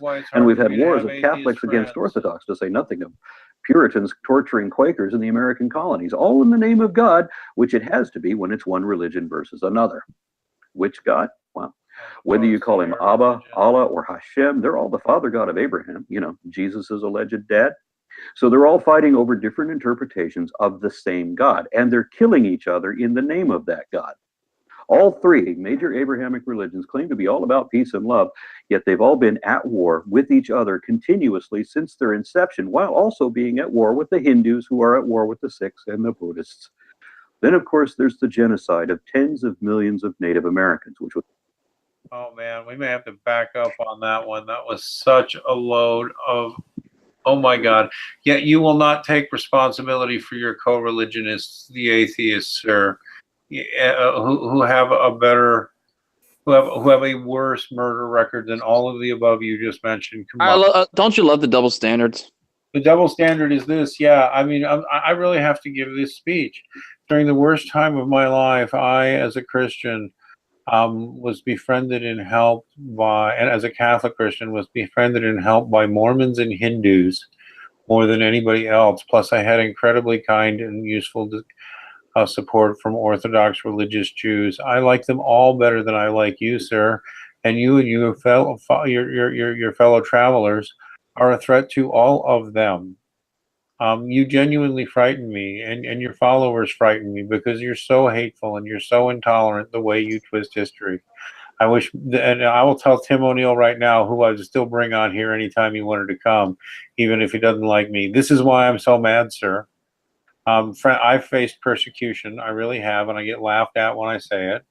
Friends and family have. I've even known people beaten up for being Catholic. And none of my atheist friends will stand up and say they denounce this anti-Catholic hatred. Catholics are number one next to Orthodox Jews, religious Jews, as the most targeted for hate crimes, more so even than Muslims in the United States. Does anybody in this community ever even stand up against this sort of thing? Or do you just laugh at Aron Ra as he spouts this madness, this hateful madness? I'm glad to see some atheists will stand up against it. Who wants to say something? I see Robert Freed, and I have Robert, then Deflating, then Albino. Go ahead, Robert. Then me. Okay. Okay, okay, so he says, "Oh, let's remember the Saint I can't pronounce that. That massacre." Yeah. Do we need to remember the fucking Vendée massacres that occurred, against Catholics in that region, due to the fact I can't speak. They refused to give up their religion. And okay, yeah, he has a wife who's a survivor from Vietnam. Personally, I think he should know better, because even in Vietnam, there was a brutal persecution of a religion known as Cao Dai by the Viet Minh in the 1940s and 50s that killed between 40 to 50,000 Cao Dai practitioners. They did so because they were religion. And then, yeah, I want to bring up my my ex-girlfriend, no. He said, rarely are communists atheists and atheists are rarely communists. That's complete bullshit. Virtually every communist state that existed horrendously persecuted religion. Mongolia, all the Buddhist lamas were shot. Russia, all the Russian Orthodox priests were shot, and other religions like Islam was persecuted too. Even the Eastern Bloc countries. Atheists are a threat to Muslims. Yeah, and Eastern Bloc countries, like we just had Tiger Crusader. He was from Romania. They persecuted people like Richard Rembrandt, who wrote his memoir "Tortured for Christ." They persecuted the Romanian Orthodox Church. In China, there was massive anti-religion campaigns in Tibet, and Chairman Mao said to the Dalai Lama, "Religion is poison," which the Dalai Lama had to flee because of that. Another one of the very authentically spiritual Buddhists, by the way. Yeah. Who would not adopt Maoist secular Buddhism, which is atheist Buddhism. Right. And also, even to this very day in China, there is a horrendous persecution campaign against a certain religion known as the Falun Gong. Yep, as well. And the state media characterize it as a clash between communist atheism and idealistic theism, and they've literally been butchered alive by the Chinese Communist Party since 1999. There was a recent report by Ethan Gutman and David Kilgore, and it was updated, and it was called Bloody Harvest, and it goes into detail about the ghoulish practices of the regime there in China. Be sure to send me Discord chat direct messages about this, including all these links, so I make sure they all get in there. All right, I have Deflating Atheism. You're next, sir. And the Falun Gong massacre was recent history. That was only the 2000s, and now China seems to be ramping up its anti-Christian persecution. So, in my non-expert opinion, I think the same fates falling upon Chinese Christians might happen in 5 or 10 years down the road, because they're really ramping up. It's still going on. It's still going on with Falun Gong. Yes. And I'm glad Max gave a shout out to Tim O'Neill, because if the atheists won't believe us because we're all infected with God cooties, maybe they'll listen to Tim O'Neill, and he'll blast all of Aron Ra's bullshit right out of the water. But I have a quote here, and I know you guys have all heard it, but maybe the listeners have not heard it. And it's a quote from the blog Well Spent Journey. And it's about the religions have been at war for the past 2,000 years. And this is what the writer of this blog says.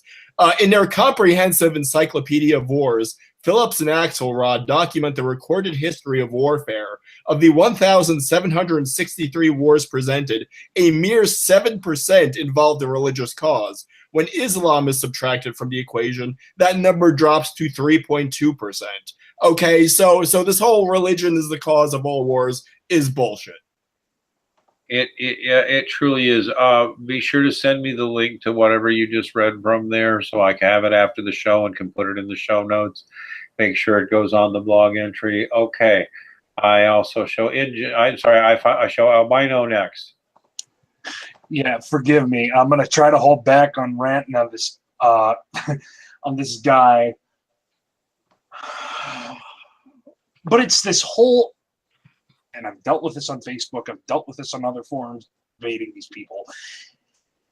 We've given him, and he's obviously read the literature, the history, the facts that say that, it ain't all just religion causing all the wars. and he reverts with that little section that we just watched again to, but my crusades though. You know, if you've ever seen that meme, it's this whole stupid childish sack of crap that they like to push. They cannot accept responsibility for themselves or what their brand of thought has done, and it may not necessarily be their exact brand, but at least they should own up to atheism has committed atrocities at the very basic level. They just won't, because they're utopianist, revisionist idiots. And it sickens me when he goes back to this over and over again. It's why? You obviously know better. Why are you not going? Why are you? I know. I really understand, because see, what I would tell all the people we've gotten too angry with at times, you know, like your Godless Cranium, like your Shannon Hughes, like even your Steve McRae, who maybe I've overreacted to. There's a certain level where we look at this and we get angry, and you act like we're crazy because we're angry, or there's something wrong with us, or you psychoanalyze us. No, we have a right to be angry. This man is spouting filthy lies that spread. We're angry because he's spreading false history. False history that affects the lives of some of us.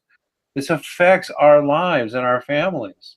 It really does. And it's not funny anymore. And it's not clever, and it's not witty, and it's not just a controversial opinion. It's hateful beyond belief is what it is. Speaking of which, go ahead, your turn, Engine. Okay. All those wars and atrocities committed in the name of God had nothing to do with God. God didn't have anything to do with it. Nowhere did Jesus say to kill anybody or discriminate against anybody or all that shit. Luke chapter 6, verses 27 through 36. The gist of that is basically love your enemy. He who lives by the sword will die by the sword. Matthew chapter 26, verses 52. Not all who say to me, Lord, Lord, will see heaven. Matthew chapter 7, verse 21.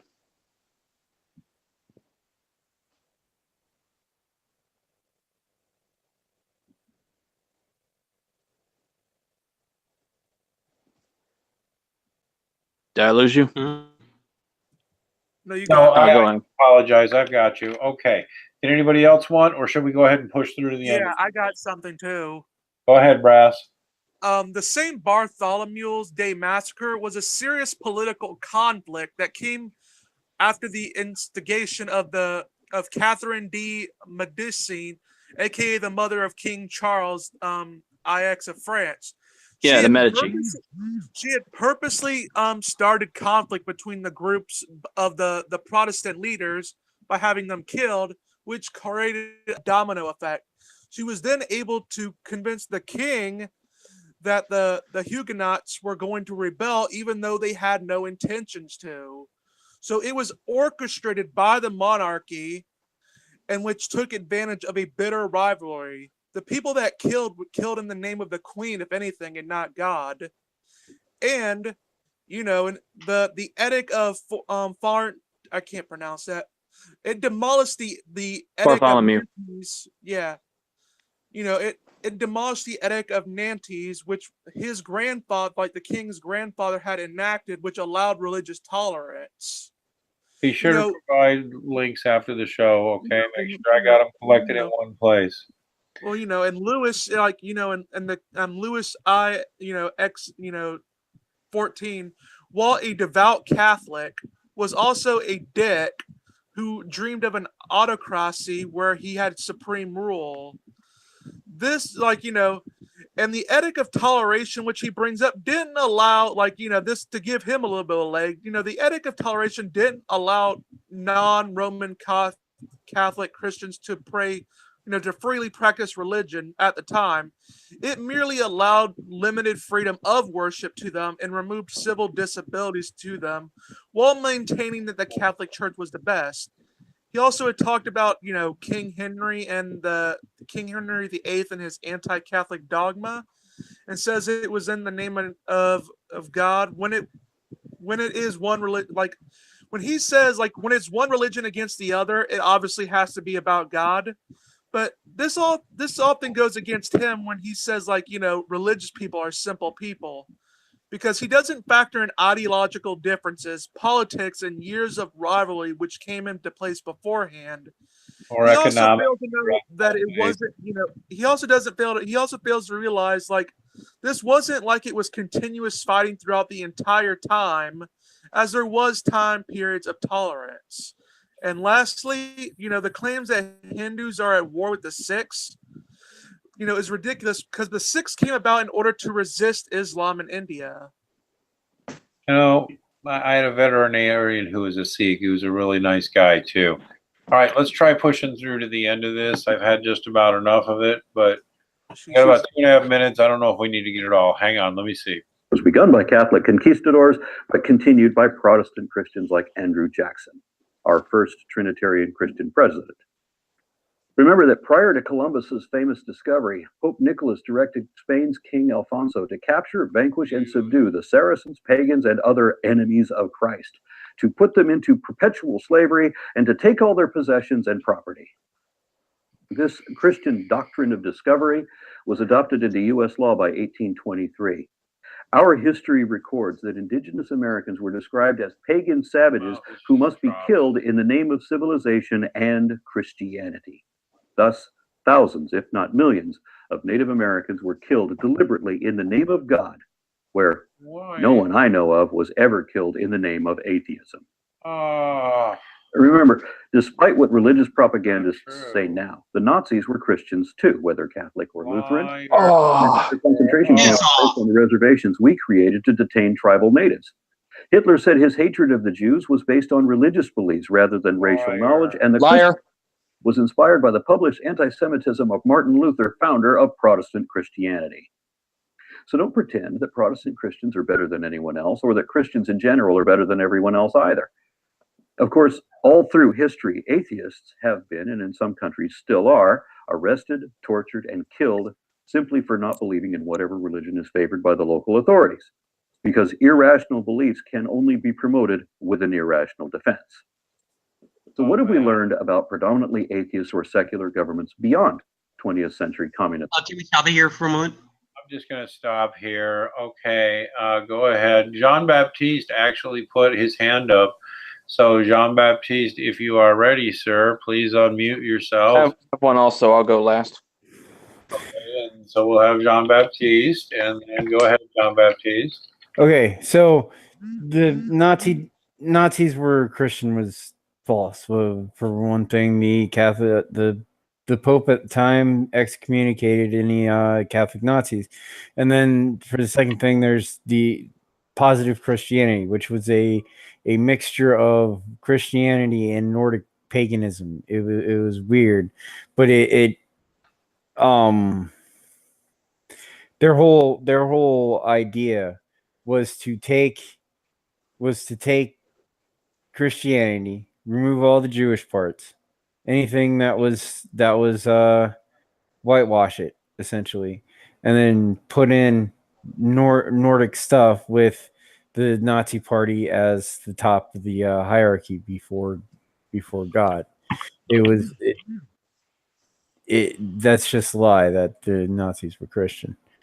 They accepted Christianity at first, but slowly they started to, force this positive Christianity upon the denominations, and if the denominations rejected it, then those denominations disappeared. Those churches disappeared. So I don't know where he's getting that information from. I will add a book to the links. The Myth of Hitler's Pope, Pope Pius XII and His Secret War Against Nazi Germany by Rabbi David G. Dalen. That's right. A Jewish rabbi debunks these myths about the Nazis being Christian and supposedly being Catholic and the Pope supposedly ruling things. Again, Aron Ra, you're simply making things up, and you have no excuse not to know these things are not true. I have Engine next. Is that right? Last. You're last. Then it's Robert. It's Robert. Okay. So we mentioned Native Americans. Sublimis Dei condemned the brutalization of the native peoples by the Catholic Church. However, what happened was that they couldn't really do anything because the Spanish Empire, contrary to what, he read in some shitty book that, some shitty pseudo-historical book, the Catholic Church wasn't this monolithic thing. Empires had their own sovereignty to do whatever they want. So the Spanish Empire continued to brutalize the natives despite all the decrees and condemnations that the Catholic Church were sending, like the Plymouth Die. And on the whole Nazis were Christians thing, bullshit, because the Office of Strategic Services, which was the predecessor to the Nazi, which was the predecessor to the Central Intelligence Agency, CIA, it confirmed Nazi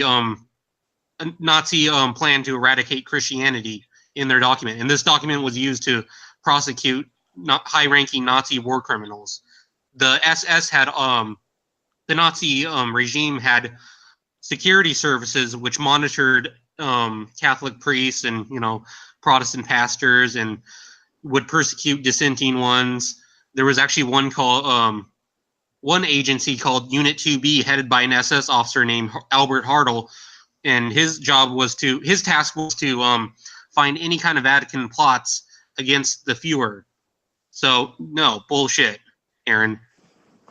If we express any anger towards him as Catholics, he'll go. And Robert here is in no way a Catholic, but if as Catholics we express any anger toward this hideous, hateful lie he's telling about us, he'll play victim. Aron Ra, you're a hate monger, sir. I'm sorry. I'm not even ranting. I'm just calling it. This is what you are. Deflating atheism. Go ahead. Yeah, you'll notice I liked when he said irrational beliefs can only be promoted through irrational means. There's kind of a no true Scotsman in that, where he's kind of preemptively absolving atheism of any abuse, because he says, well, if it's promoted through irrational means, it's not real atheism, is I think basically what he's implying there. I love the fact that Max has all these books bookmarked. Aron Ra here is throwing out supposed facts at a mile a minute. What are the sources for any of his claims? Now, if I'm correct, isn't he behind a Rational Wiki? So I'm sure if we go to Rational Wiki, it would just pretty much say the same things. I tell you, we could just go citation needed, citation needed, citation needed about once every 2 seconds in this sort of thing. It's just ludicrous. Albino, what did you have to say, my friend? I mean, do we have to hold your fucking hand through every single historical event and every little religious conflict that's happened? Aaron, you done fucked up, Aaron. Jesus, how loud do we have to scream into your ear that what the atheist dictators have done? I'm sorry, I'm getting heated because it's just the stupid shit that he's saying and get me pissed. Irrational beliefs can only be promoted through irrational means. Well, look at yourself, you history denying propagandist idiot. We've given you historical fact. Like I said last time, you've looked it through I guarantee you've looked through historical fact. Yet you're promoting this crap like atheism. No, atheism do no bad. Only religion do bad. Ha ha! Look at stupid God man. Me smart ape man. Fuck you. I tell you, the thing of the matter is, and it's true, is harsh words like that aren't good for us. So you'll want to do some praying after this. I think he and his followers need to hear this. And what the worst of his followers will do is this little psychological game where, because you're angry, they will start saying, ha, ha, ha, look, he's triggered. Ha, ha, ha, look, he's insane. Ha, ha, ha. Meanwhile, they're allowed to get as mad as they want, over the top anytime they want, for any reason they want. And it's okay. You want to get them mad, just question them. Just question them. Just contradict them. Just say you don't agree with something they're saying. They lose their minds. Because, by the way, most of these professional atheists are screaming narcissists when they aren't complete sociopaths. And by the way, all sociopaths are complete narcissists. And so, yeah. So, Injun, what would you like to say, sir? White Injun. Well, killing the natives, most of them die from disease that the Europeans brought over. But just over that. Then there's the also many Native American tribes worship the same Almighty God. But yeah, other than that, referring to the Nazis, he's conveniently forgetting the Catholic Underground Railroad, basically, which tried to get all the Jews out of there and tried to overthrow Hitler. The thing is, and the deaths of all the 3 million Catholics, and that not a single one of Hitler's inner circle members was a Christian. They were either atheists or occultists. Yeah, and atheist or occultist. Yeah. I forgot what I was going to say. I'm sorry, I didn't throw you off track. We're almost done here. Anybody got anything else to go? Yeah, I had something to do. Robert, you already went. We'll get you at the end. Go ahead, Brass. All right. I was saying, like, in regards to the whole Pope Nicholas and King Alfonso thing, I assume he's talking about the Dim Dervases, and context isn't Aron Ra's strong suit. This was written during a time when Christians were being badly persecuted by the Muslims. It was a rally to Christendom to confront the Islam and the Saracens and the pagan mercenaries they had got from countries they conquered. The bull was to Spain only and was authorizing the conquering of Muslims in order to stop their aggression. The slavery and jailing would be prisoners of war for their war crimes against them. This was actually a light sentence back then, as it was financially better to just kill them or to hold the rich ones hostage. And I'd also like to point out that this papal bill that he totes about was overwritten 50 years later by Francisco de Victoria toward when he told the Spanish emperor at the time that the native people were the true owners of the lands. And as Felix Cohen in the Handbook of Federal Indian Law states, only voluntary consent could justify the annexation in the absence of a just war at the time. And and he goes into the whole, John Marshall case, like with the Macintosh case. Go ahead The and send me discovery, that the discovery doctrine was brought back in, and John Marshall, aka the Chief Justice of the Macintosh case, modified it as a mechanism designed to prevent conflict between European competitors looking for lands in the New World. Marshall had a faulty interpretation, which was shitty, as that is what set the natives back. The Christians really had nothing to do about it. It was just bad history. It was bad history and bad legal interpretation. All right. And now I remember what I was going to say. And one more thing. Like, I also think that this whole whitewashing of the Indians need to stop. Well, yes, there was a lot of good Indians that got wiped out for bad reasons. There were also barbaric tribes like the Pequot tribes, which were known for being hostile. Historians are divided on what exactly to call the killing of a lot of Indians. They weren't all genocides, and some of them were actually necessary wars. As part Indian, I can attest to all that. Assuming that they were all peace-loving tree huggers is just fantasy. There are even tribes that hate each other worse than the white man. It's absolutely true. Not that everything the white man did was great and noble. It wasn't, but there was atrocities on all sides. And there was a time when most Native Americans, I had family who were from the Miami tribe, just, they knew there was good and bad on all sides. And yes, there were some very bad things people did, but at some point. Hell, look at the Aztecs. By the way, have you ever noticed that they rock an atheist historical grievance narrative and the atheists were oppressed for thousands of years? Yeah, it's really funny. Let's finish the last 40. Hold on, I was going to bring up what I forgot. That the belt buckles saying God with us and the crosses on the SS uniforms, those were leftovers from the Prussian Empire. And I like to ask Aron Ra what Hitler did with the churches that he didn't burn down. He replaced crosses with swastikas. And he was a quasi-deist. He was not a Christian or a Catholic, but there was anti-Semitism that gave rise to that Nazi hatred of the Jews, but it was not in any way religious. Citation needed. But he was he hated the Jews because he felt they were ruining Germany's economy and everything. And well, he had a thing against their religion too. Yeah, also that. It was mostly economic reasons, but there was also religious issues there, and he wanted to enforce his own warped version of Christianity, which wasn't Christianity at all. Well, right. It was an atheistic version of Christianity, just like Maoist Buddhism is secular Buddhism is atheistic Buddhism. Let's push through to the end of this because we got to wrap it. Also, if he is such a faithful Catholic, then why use the Protestant poster boy as his inspiration for his anti-Semitism? And many Lutherans were murdered, and many were. He also idolized an atheist, Nietzsche, which gave rise to his idea of the Superman, the superior race. But let me point out Protestants like Dietrich Bonhoeffer and quite a few others who were Protestants who were murdered because they wouldn't give in to Nazi atheistic so-called positive Christianity. Let's finish this out. In a previous video of the series, I've already explained how religious believers are statistically far more prone to violent criminality and acts of immorality than atheists are. But I should that the most today are also the greenest and most technologically advanced. With the single exception of communist China, they are also the most tolerant societies and popularly considered to be the nicest places to live. The best systems of education and healthcare, as well as the best economies and ecologies with the lowest crime rate, and the worst criminals being devout believers.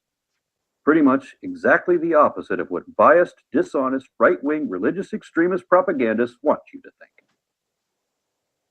As opposed to you, the atheist, hate propagandist, and extremist. Okay, so we let that go.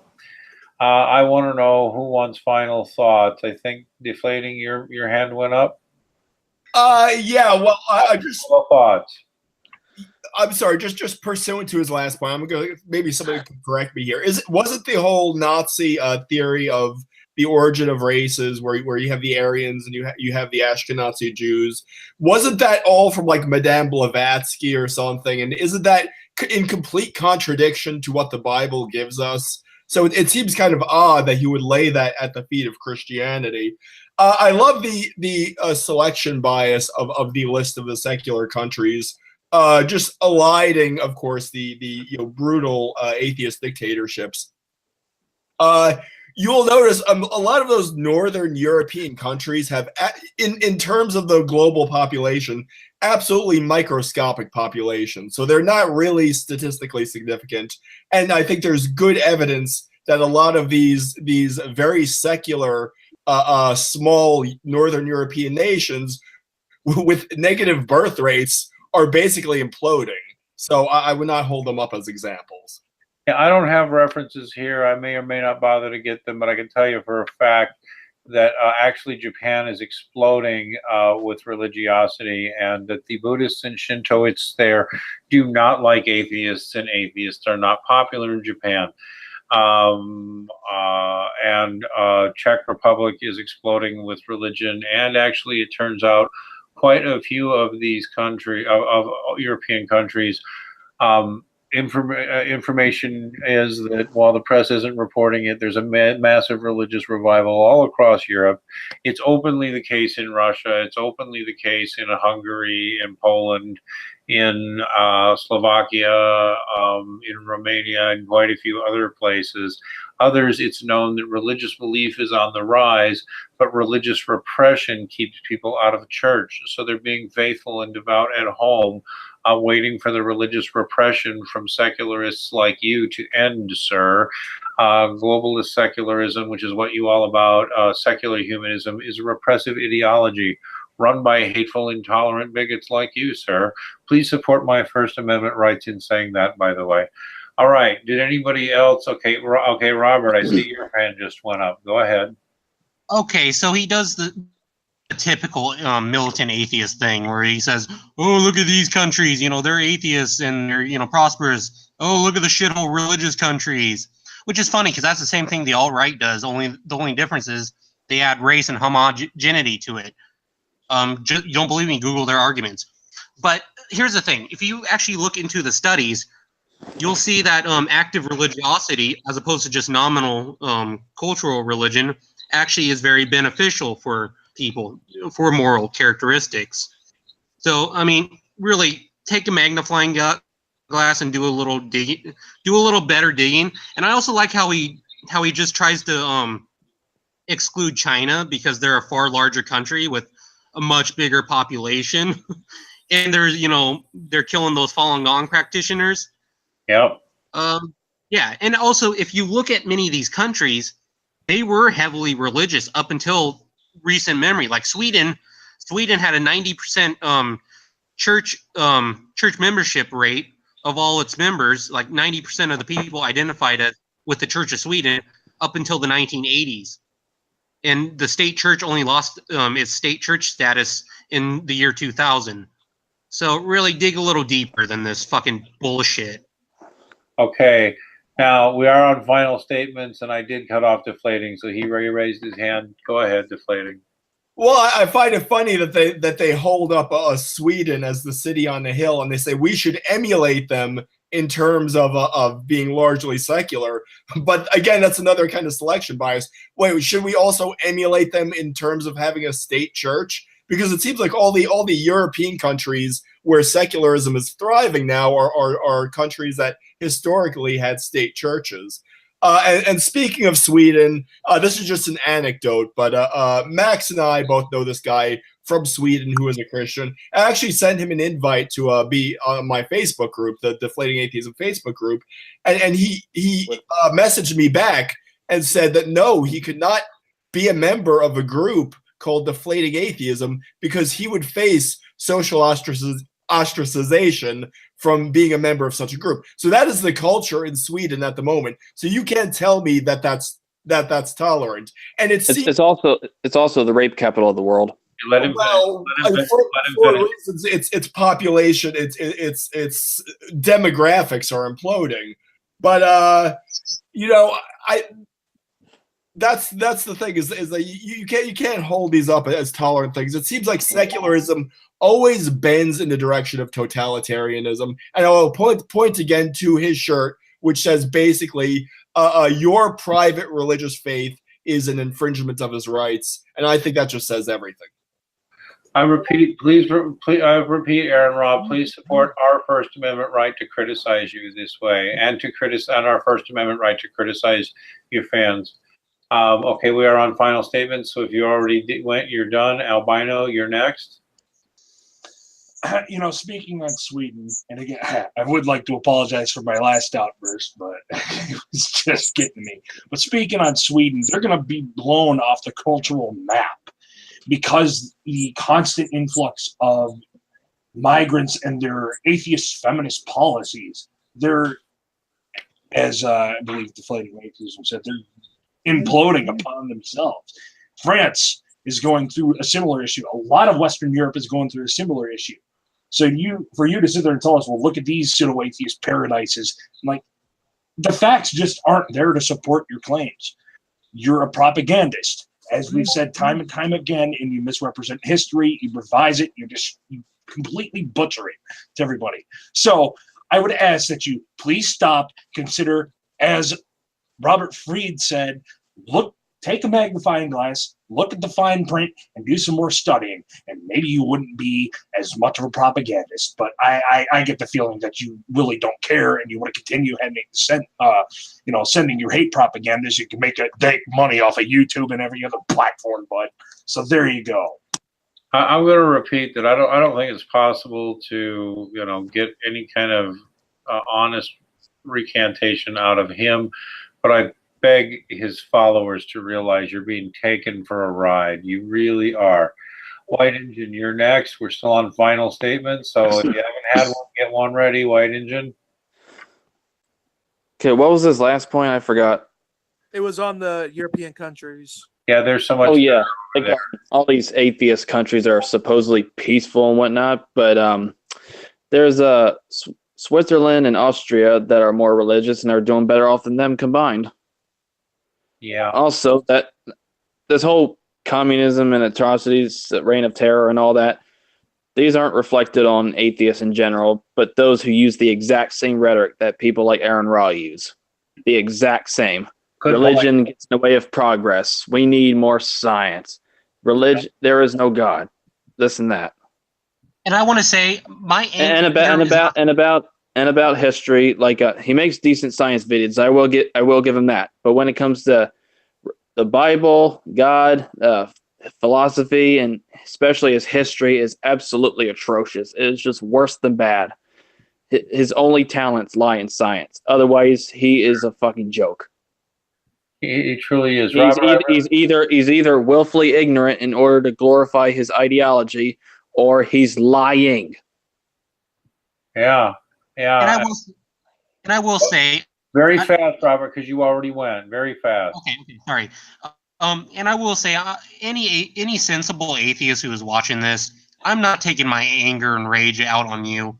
It's on this fucker only, and this fucker only. So, yeah, I mean, all right, that's all I have. Him and those who worship him. Yeah. Okay. You know, I mean, like, Brass, you got a last one? Yeah, like, John Baptiste, get one if you want one after this. You know, a lot has been stated, like, you know, with Austria and Switzerland, which are highly religious and yet had notoriously low corruption. And he fails to take into consideration that all those places that he mentioned happen to have the same, like, low like statistics for crime and everything way before when they were very religious.